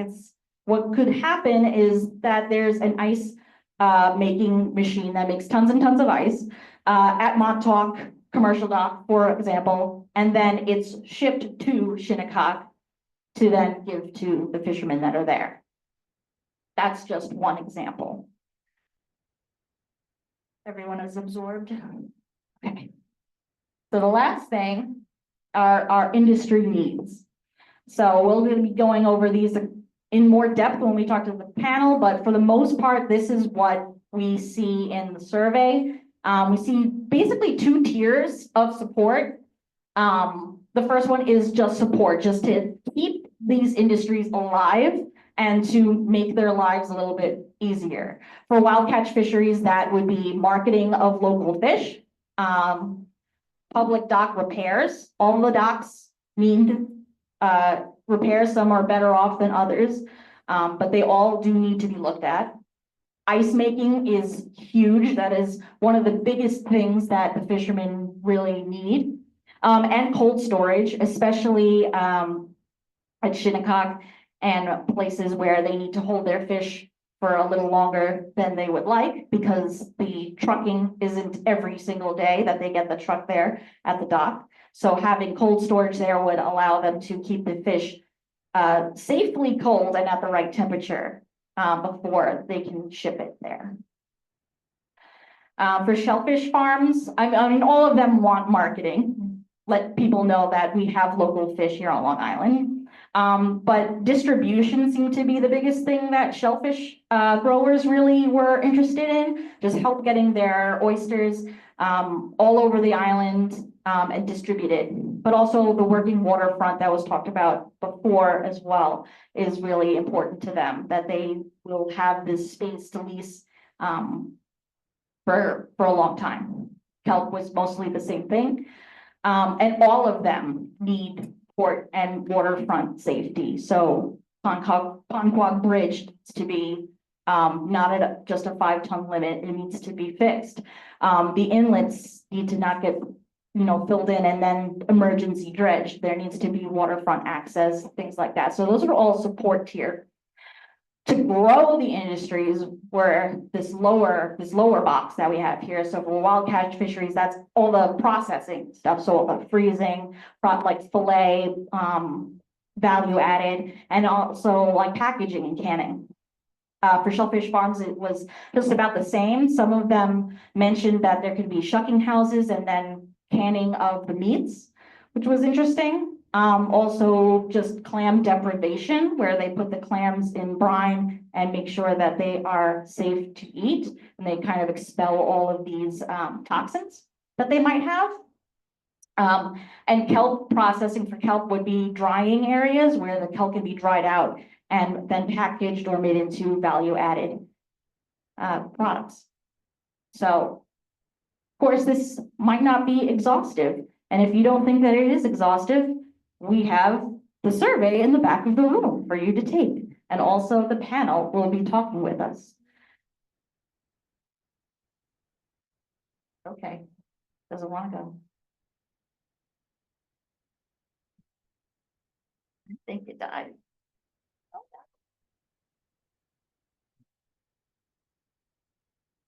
Here we go. Okay. Technical difficulties. All right, so we're going to have the panel now, and I'm going to hand the microphone over to Emerson Hasbrook, and Tara McClintock is also. The two of them are going to be facilitating. So welcome. We'll also get our speakers up here.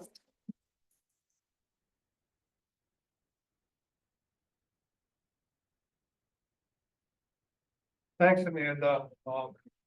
Gonna take us a couple minutes to get set up here. So as we're rolling out the chairs here, for our panelists. We're gonna be on our panel. So our panelists are Stephanie Malone, Amanda Jones, Bill Reed, Sue Witt. Can you hear me okay? Okay. So, as we're getting set up, when it's me pretty close to your mouth. Yes, can you hear me? Okay. When I was sitting outside before registration table, and when Bill Reed came in to sign in, Bill said, "Geez, Emerson, you've been around for a long time, haven't you?" So it got me thinking, that, yeah, I've been involved with the fishing industry since 1974. So, yeah, I've been around for a while. And back in the 70s and early 80s, there were 3 very large processing facilities in Greenport. One processed millions of pounds of fin fish a year. Another one processed millions of pounds of surf clams a year. And one processed millions of pounds of oysters per year. And that was in Greenport. So, and there were also many smaller processors cutting fish on a small scale in Montauk, Shinnecock, Islip, Freeport, and in other areas. So there were also several large ice plants on Long Island, and ice was never an issue. They were able to provide ice, they truck it to wherever you needed it. Ice was not an issue. Large ice plants on Long Island, several of them. So here we are 50 years later, right? And we no longer have those large processing facilities in Greenport or anyplace else. We do have smaller processing facilities. We don't have large regional ice plants anymore. So we put together this panel who are gonna help provide some input for us in terms of where we might be able to go. So I've got 3 large questions, large scale questions, if you will. Oh, before I do that, why don't you go through and introduce yourself? All right. Well, hello, everybody. I'm Bill Reed. I've been on the water my whole life. I have been a draggerman and a father and a husband. Mike Ballas, started my career, sport fishing, charter boat fishing, and been dragging owner operator for the last, I think, 14 years now. I'm Amanda Jones from Inland Seafood. We're the largest commercial fishing pack house in New York. We ship about anywhere from 9 to 18 million pounds of seafood per year. Hi, everyone. I'm Sue Wicks by the Cove Oysters in Regis Bay. We also grow sugar kelp. I'm Stephanie Villani from Blue Moon Fish. I've been selling fish for 30 years. My husband has a dragger in Mattituck Inlet.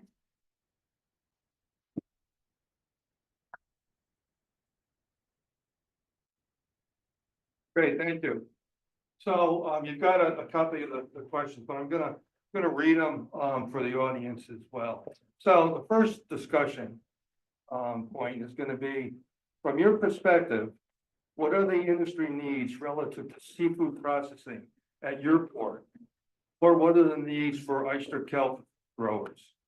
And processing here can be whatever you define it to be, not just a large processing plant. So just think about what processing could mean to you, to your port, and for the needs of people in your port, fishermen and growers. So what is your highest priority need?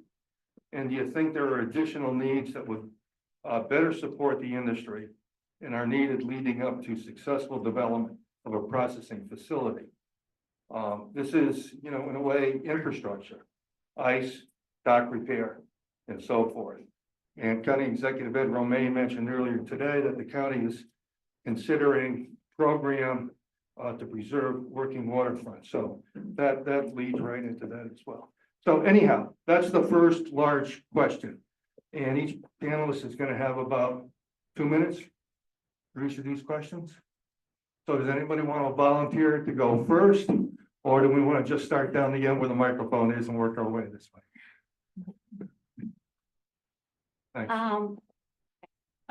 When I spoke to the fishermen in the inlet, they didn't really want a processing operation. They need a pack out place. We have no current pack out place in the inlet. We need ice, we need infrastructure, we need 3-phase electric, we need water. Basically, you got it right. I'm the last speaker. We need all those basic things. I think you could put a processing place at the town dock, like Shinnecock. That might be a good place to put the processing place. But again, we need infrastructure. They need all those things there as well. They need electric, they need flake ice. They're just getting lights for the first time, working lights on the dock in years. It's a wonder those tractor trailers haven't gone into the water. But the tractor trailers now can't go over the Ponquag Bridge. It's not safe. It's infrastructure. I think we need to start with that basic idea before we get to the processing. Great, thank you. So I just have to answer question number one or all of them? Well, no, the different I'm parts gonna of do well question, on this. the different components of question one, we'll get through that.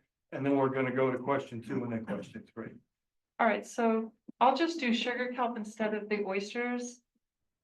Because the sugar kelp definitely requires processing. It's a huge bulky product that comes off the farm, for it to be scaled to make money, to encourage other farmers to participate. And it's an industry that's great for any fisherman that knows how to work their boat and work out in the open sea, if our governor ever allows us to work out there. And so that's another thing, we need the permitting for that.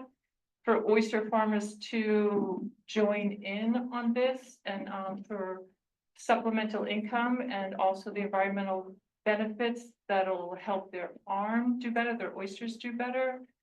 We need processing to get that big bulky hundreds of thousands of pounds of wet kelp off of your boat onto a dock, into a truck. Or right here on Long Island is the dream that we have a processing center that we can get that to be a fermented fertilizer, that we can dry that for fertilizer for lawns, for organic farmers. That University of Connecticut is making biofilms for takeout cartons that the kelp from Long Island is not going across the Sound to Connecticut, but stays here on Long Island. We get our environmental benefit from the kelp, and then we produce things here on Long Island by not moving it around in trucks, and then we create jobs with that. So it's a great, right at the first step of this industry that we need help because it is expensive to start that. So we need working waterfront to get that. Oh, time's up for Sue. We need working waterfront. We need refrigeration. It's a very fragile crop, and we need processing.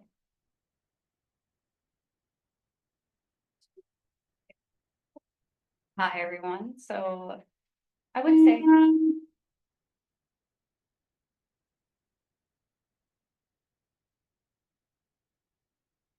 for Montauk right now, our biggest need is the basics. Like I said, we're anywhere from 9 to 18 million pounds of seafood per year. So out of the 20 million that was mentioned earlier, we're the majority of it. This was a rough year for us. We had 9 weeks of no fish coming over the dock. We thank you to everybody in here, David Lease, Ed Romaine, Bonnie, and Welker for getting the harbor dredged so quickly. We were lucky that it happened when it did, and we're grateful for that. So thank you. I just wanted to say that first. We compete mainly with Rhode Island and Connecticut. All of our big boats have RSW, which is refrigerated seawater. So Rhode Island and Connecticut have processors dockside where our big boats can pump their squid or their whiting off their boats. We don't have any dockside processing. So all of our big boats during squid season go to Rhode Island or Connecticut to pump out. In turn, they get ice there, so that takes away from New York business, and they also get fuel there, which takes away from New York business. So without any dockside processing, we lose that business during squid season. Also, we tend to lose a lot of fuel business to the New York State diesel tax, which I want to mention while I'm up here.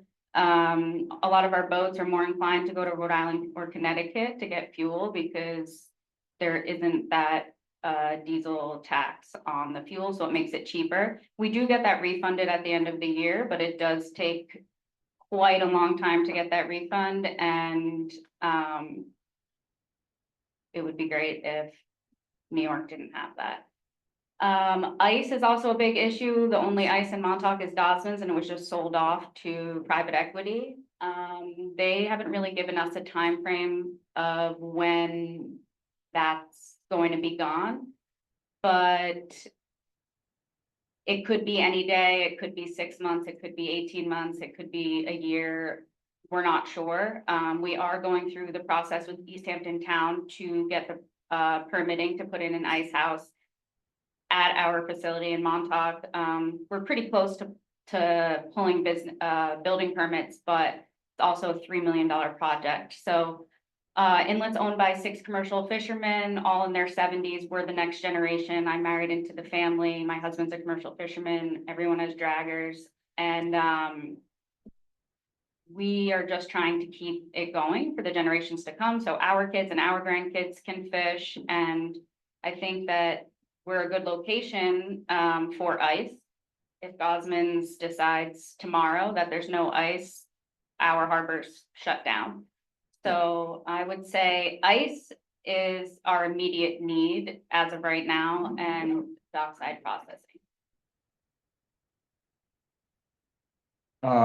Yeah, as a commercial fisherman fishing out of Shinnecock, at least Montauk does have ice. You have some form of ice. We've pretty much all become independent and had to purchase ice machines. Some guys needed generators on their boat installed to get the right power for these ice machines. Obviously, it was a very costly expense. The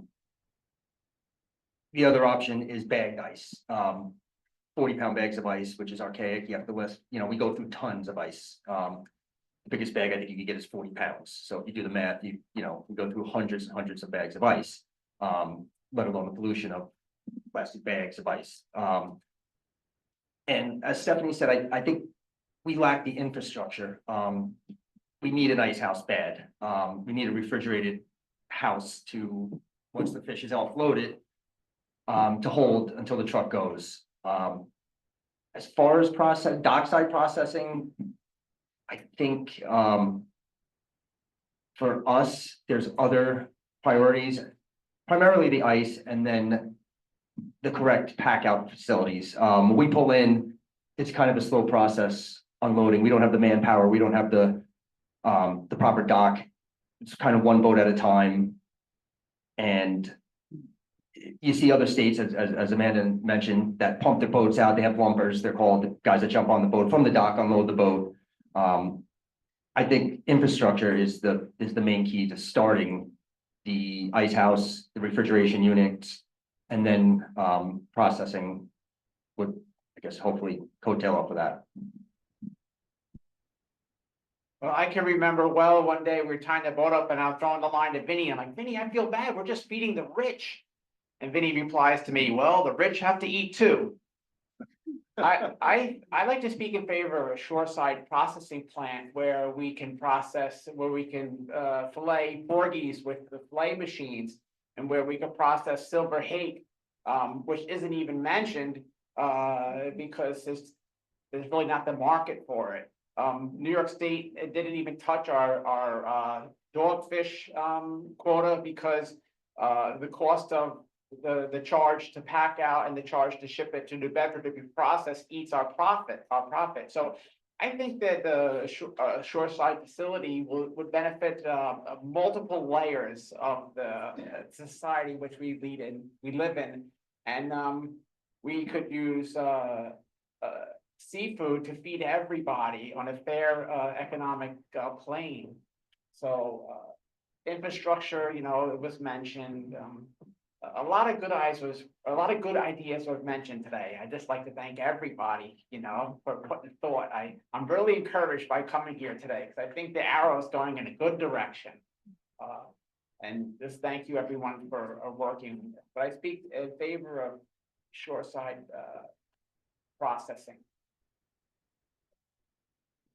Okay, thank you. I just want to add, when we're done with the questions for our panel here, we're gonna take a limited amount of time to go to the audience to try to get some additional input from people in the audience. So I don't think you're being left out of this discussion. So in terms of our next question, and I'm going to preface the next question by saying that we're not going to get into a discussion about state by state quotas today. We all know that that's an issue and that's a problem. But that's not where we're going with this next question. So, do you think the current level of landings in aquaculture production can support a seafood processing facility? And within that, how can we increase the landings of large volume fisheries in New York to increase the demand for local product? Billy, you just mentioned porgies, for instance, right? So, and what would the processing of smaller volume look like?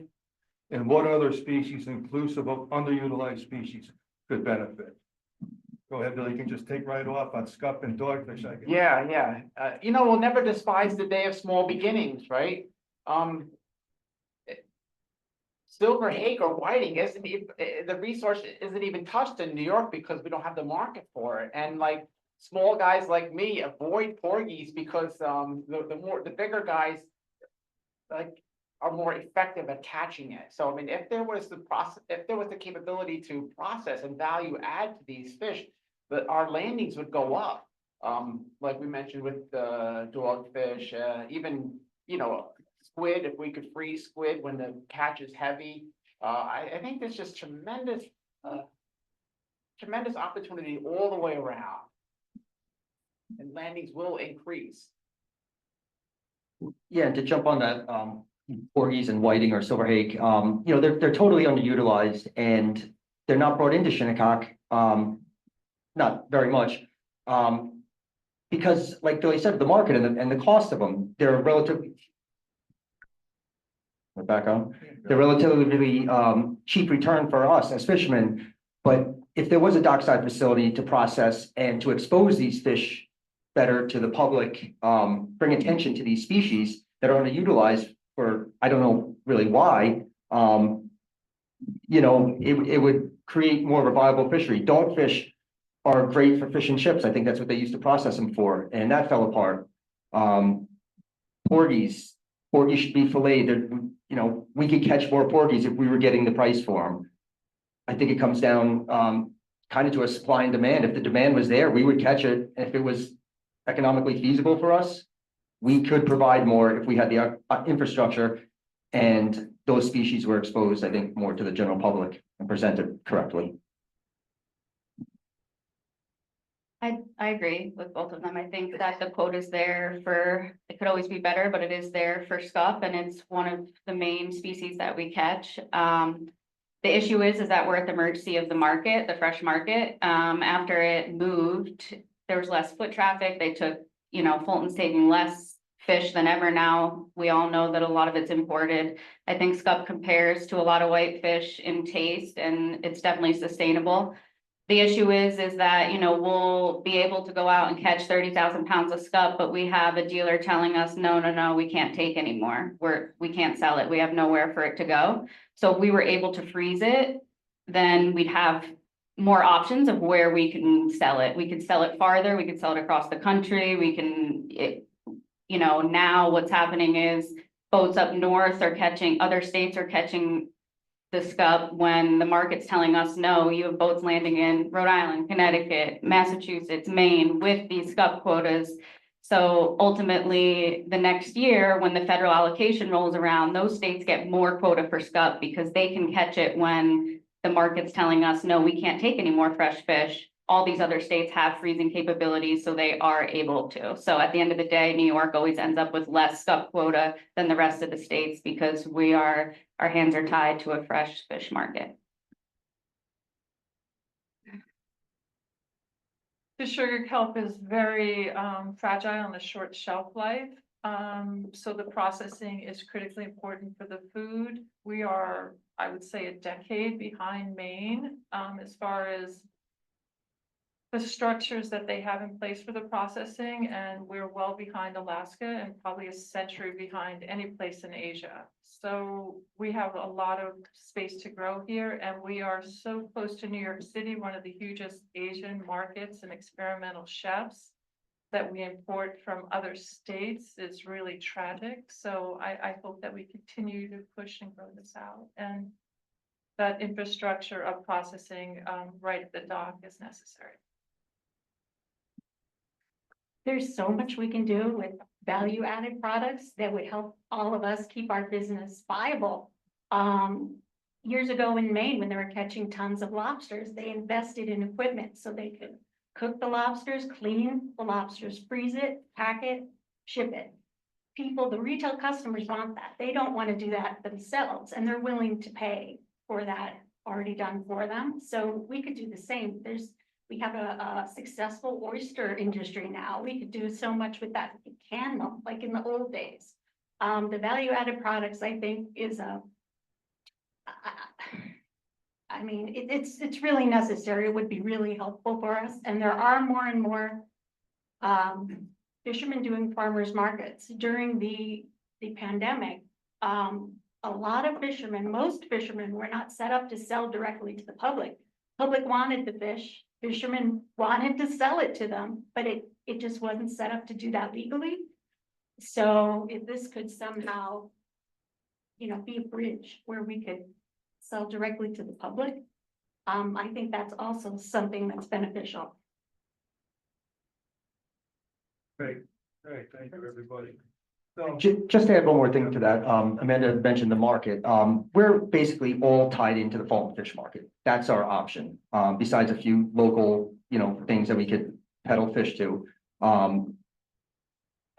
With the amount of fish that New York and Long Island specifically brings in, if we had another option besides just sending into the market, I think that would help everybody with price. We're locked into, so we're kind of at the mercy of that. If there was another plant or processor on the island that we could bring our fish to, it might help a competitive market between the two of them and, help us, the price would, right. So if we had a processing plant, something on Long Island, which we should, I think it would help us a great deal. Relative to that, onto the third question. In your opinion, where is an ideal location for a processing facility to benefit all of Long Island's industry? And this could be more than just one facility, and it can be, a large facility, multiple small facilities. So again, in your opinion, where's an ideal location? That's a tough question. I mean, I think Riverhead is essentially located to the North Fork, the South Fork, and then to go but beggars can't be choosers.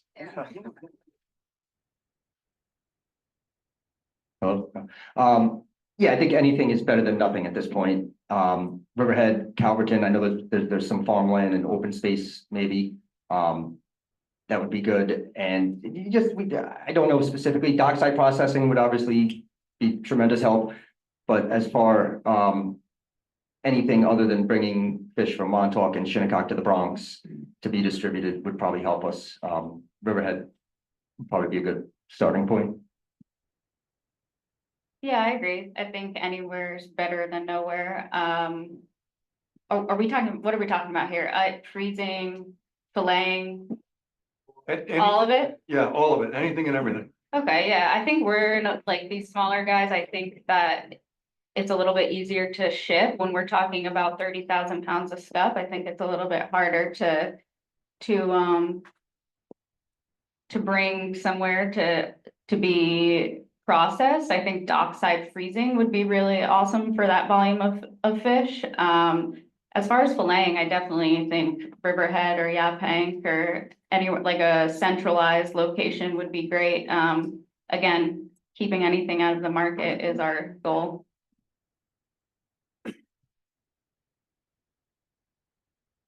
I think for the sugar kelp, we can do small mobile. We're very agile with that. We have a prototype that we developed with vacant land on the waterfront that we got through Suffolk County, that we dry that air and then we, in a shipping container with just solar panels, dehydrated it. So we can be very agile. But to grow an industry, I think we'd also need something centrally located, and Riverhead seems to be ideal. Yes, Riverhead. And I'm so sorry the East End Food Institute operation didn't seem to happen, or because that's a great location. They could have done a lot of processing there. I also think just a refrigerated space where people could drop their fish to go wherever would be beneficial.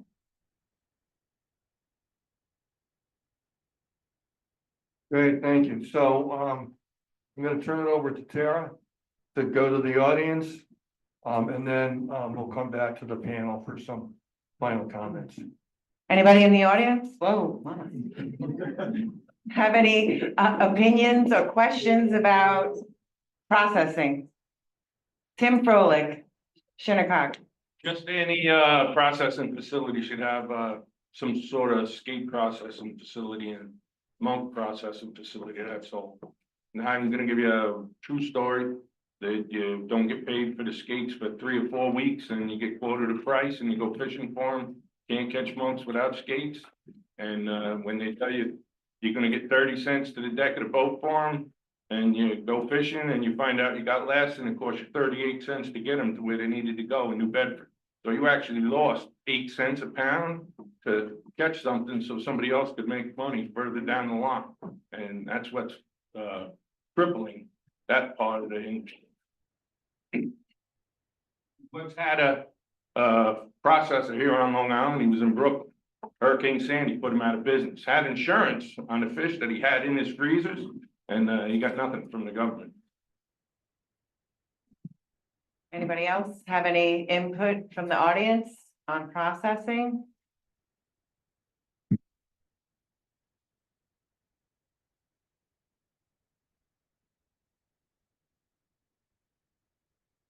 Thanks, Tara. Appreciate it. Thanks to all the panelists. That really is educational for me. Before I offer up a question to you, listening last year, I heard themes of we got to take our fish, truck it all the way into Fulton. And so there was themes of time, perishability, and also cost, right? The fuel to take them all in there. And I look at where I came from. So in the area from Baltimore to Washington, Annapolis, the landscape doesn't look much different than Long Island. It's suburban patches of suburban, urban, development. And there's 5 mega processors down there in a little town called Jessup, nestled between those 2 cities. Each one of those processors is state of the art, and they're privately held, and they're the size of Costco's. And I can't believe that was one of the things that surprised me. There's not one on Long Island with the population. And one of the things I understand that from working down there that drives the bus is the number of restaurants. And I just cannot believe in this metropolitan area, we don't have everything to solve that equation. But I guess my question ultimately is, if Fulton was working for so long, what has changed? Has it been something that's just happened over time? They import.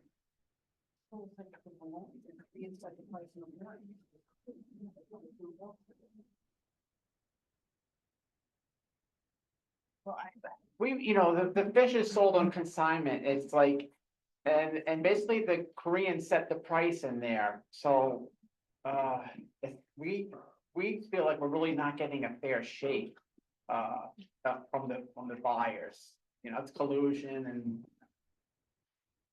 bunch of other sadness.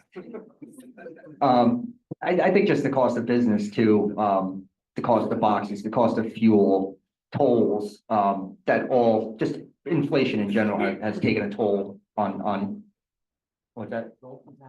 Yeah, it does all come out of the fish oil.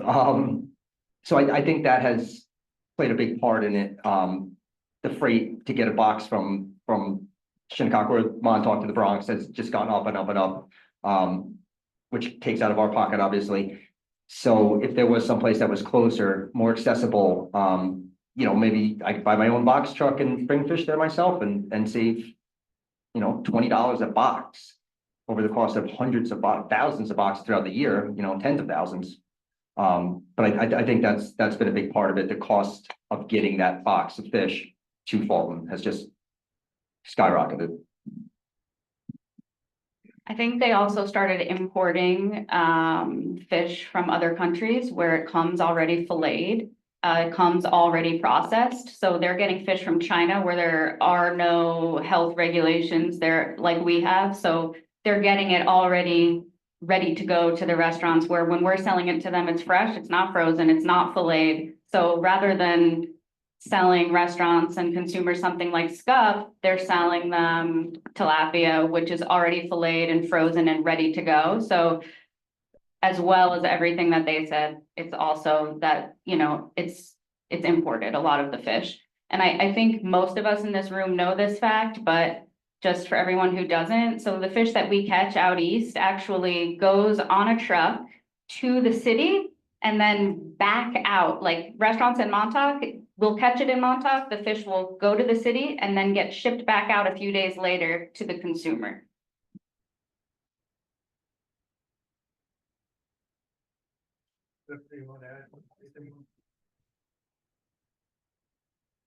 Anybody else have any questions?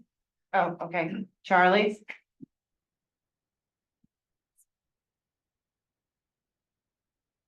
I look at it this way. You've got an uphill battle. You need NOAA and DEC regulations backed off. Big time. Fulton Market. It isn't only New York. It's Jersey, it's Massachusetts, it's Rhode Island. They all ship to New York. They all get better prices. And you need the White House, you need Congress, you need everybody on board. Otherwise, you're pissing in the wind, as far as I'm concerned. Yeah, we need all these things. Where's it coming from? I don't, I hope it does. My son runs a dragger. I never wanted him to be a fisherman. It's the greatest way to make a living. Commercial fishing is one of the, it's unbelievable. But it's gone downhill. And everybody on the panel, you know, great and everything else, but it's NOAA and the DC. They gotta get together somehow. Anyway. Okay, thanks, Charlie. Anybody else? Okay. Okay, 1 second, Diane. Hi. I agree with most of everything that everybody said here, but, even this gentleman right here, that a lot of the fish that go into the Fulton market, the quotas down south affect all that pricing, as you know. They have 20,000 pound quotas on this and that, and then whatever we catch here is affected by that every day. And the, DEC gentleman, Gary, is that your name? Martin, I'm sorry, I'm saying Martin. Down south, you said that those were privately held processing plants. That's part of maybe, I don't know if someone, it's just like Shinnecock Fish Dock. Somebody privately owns that dock now, not the town dock, but he is a dock builder and he's refurbishing that whole dock. Thank God for these fishermen, because now they'll have the lighting. They have a brand new dock. He's putting up a building. I don't know if that's going to have any kind of processing in it. It would be great to have refrigeration and an ice machine, which they need the 3-phase electric for, a flake ice machine, like Mike said, because this other ice doesn't cut it. But the processing plants, something that Billy said about the whiting and the porgies, that would be fantastic to have. But it would have to probably be a processing plant with machines, because that is extremely labor intensive, and the skate, like Tim said, extremely labor intensive to do all this stuff. So that would be fantastic if you had something like that. Just don't know how to get there, you know. I mean, this is a long time coming, and thanks to everybody that's trying to help push it along. We just have to really push harder somehow. Yeah, and you mentioned, in fact, it's been mentioned a couple of times here today, is power. Over at Shinnecock, there is not 3-phase power over on the beach. And even though it goes right to the Quag Bridge, it's got to be brought in from Quag. You know, it's an issue that I've been trying to push forward for 30 years. And it's just a matter of where's the money going to come from to run that 3-phase power all the way from Quag. And I was never able to get a good answer as to why can't we just bring it across the bridge? It's right, you know what I mean? It's right there by the Coast Guard station. Anyhow, you know, maybe through discussions and forums like this, we can start to move some of these things forward. Comment on that quota. Can I just comment quick on what you said about the quota? So you were saying that down south, they have wide open, say 20,000 pounds of fluke. I would just like to add that they're catching those in our waters. So we're fishing right alongside those guys, and their quotas are wide open. Like you said, 20,000 pounds of fluke, and ours is 400 for the day. So I just want to say that They're steaming all the way up from North Carolina, South Carolina to catch the fluke in 5 miles off Montauk. And then steaming all the way back down to South Carolina, Virginia, and then shipping it all the way up to Fulton. So I'm not really sure how that's green, but just wanted to add that. Good point. I'm only 30 years old, and then I was listening to Miss Jones speak about how it costs like $3 million to work and build one of these plants out, and that like private equity had purchased one of these ice facilities. And then I'm hearing about how like this Long Island Railroad project's happening, and like the governor is able to have money for that. It seems to be there's a lot of like government officials here and people willing to work on these projects, and it brings a lot of money to the state. Why can't there be like a lowering of like regulations for like zoning or what have you to build one of these facilities here on the island? Why does it seem to take like a lot of time from your perspective, since you guys are working on it? Is there an ability to get like exemptions or like speed up that process? Or is it like how do you get a space to build on the island? How do you build one of these projects when you have the money? Can I say something? Well, the fishermen can't do it. The fishermen need help. They just want to go fishing. It's hard enough just doing that and surviving. I was glad to see the politicians here today and County Executive Romaine saying that he wants to sort of buy the development rights or whatever about on the town docks. I think we need the help of the legislators. We can't do it ourselves. And it's important to our heritage and to our economy. And I hope they do it fast because we really need the help. It's dire. Can I go? One of the things that I think we need more than anything is to have similar state support to agriculture. While ag and markets, some of you guys that remember way back when, 2006, they had the Pride of New York seafood campaign. That was part of the Pride of New York campaign that was similar to Grown and Certified, except it was the next generation of that. The DEC regulates New York fishermen, but Ag and Markets is the agency responsible for promoting seafood. So when the state of the state came out last year, that $5 million went to aquaculture. That went to aquaculture for infrastructure and a variety of projects. We have not had a similar share of any of those grants or that type of thing. I know the USDA project that was mentioned by Kate, wherever you are, if you're still here. Oh, hi. Yeah. But being able to get funds, whether low interest loans or anything, is some of the biggest problem. And there really has not been the county doing this as far as in being able to, use dollars from, I believe, was it real estate transactions? I think that percentage to do this is the first thing that has been done in a very long time. And I know the town of East Hampton has been working toward a similar type strategy because the amount of waterfront that's leaving, but there really hasn't been any direct investment by the state in commercial fishermen on Long Island. 2000, maybe? 2003, when we got the Pride of New York seafood campaign, that was a $50,000 grant. That was it.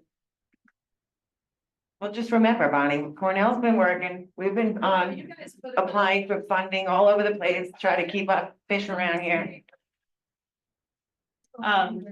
So Stephanie, thank you for mentioning the East End Food Project. Part of my decision to join the New York State Department of Ag and Markets after 6 years with East End Food as the executive director was to help solve some of these issues, because how do you build what's needed?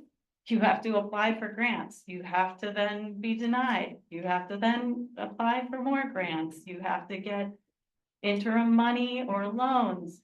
The project there, just as a status update, $1 million was put into it. They're very close to getting a certificate of occupancy in the kitchen for value-added processing of produce. It needs another probably $1 million. I know the new executive director is working on that, and the board is committed to moving that project forward. During my time, we were able to negotiate a 25-year lease with a named quantity of money to buy the property.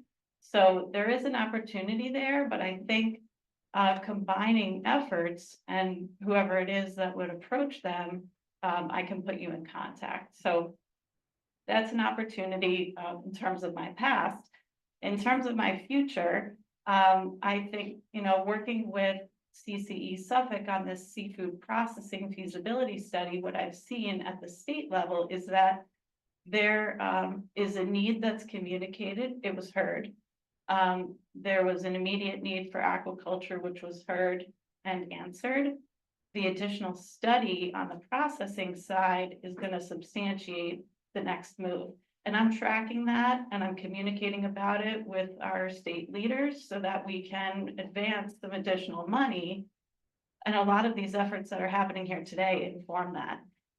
I've said it before to a billion people, state money is not growing radishes, it's growing asparagus.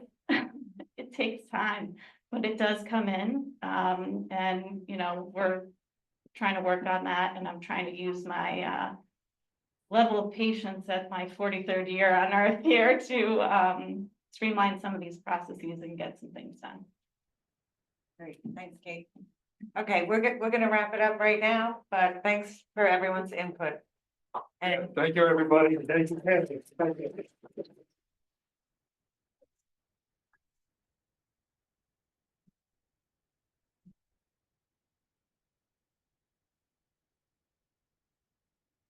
All right, everybody, real quick, for those participating online, thank you for joining today. Unfortunately, the next part's not going to be too interesting for you. But we're going to move into opening up our last final networking session, Resource Expo. In the back, CCE, New York Sea Grant, the Small Business Development Center. There are a variety of resources for you to peruse, take what you wish. There's also some local seafood tasting. We've got oysters being shucked in the back by North Fork Big Oyster. We have Jerry and the Mermaid, who has prepared some seafood chowder with local tilefish and clams, and a seafood salad with squid, red shrimp, and local red shrimps.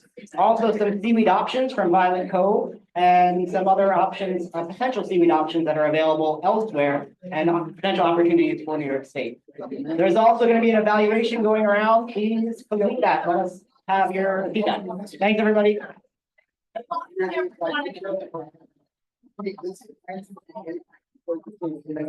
was a quick wrap up, quick 18 minutes. Good job. Okay. Oh, man. On time. Yeah. Just learned this knowledge.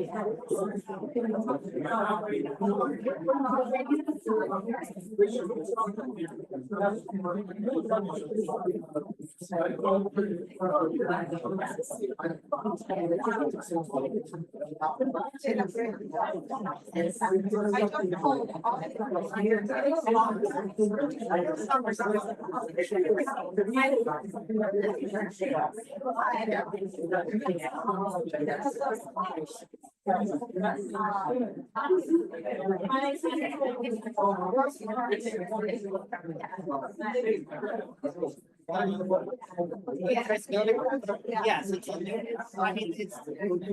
Here is not, things that are at that level. It is like.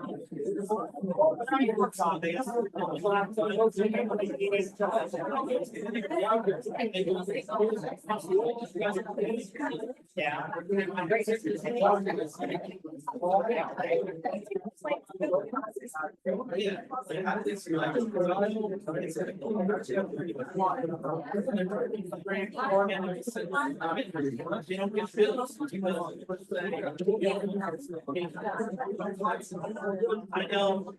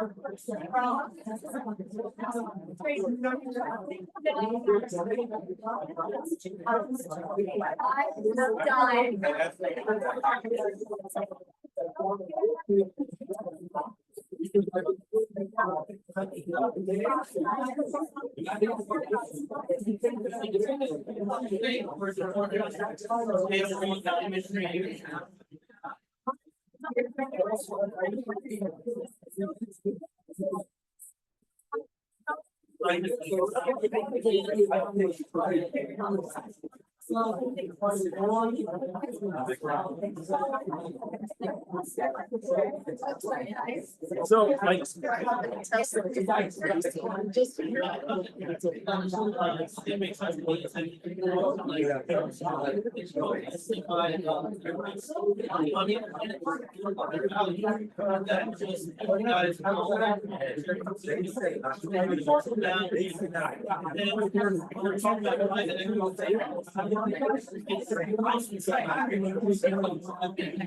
So.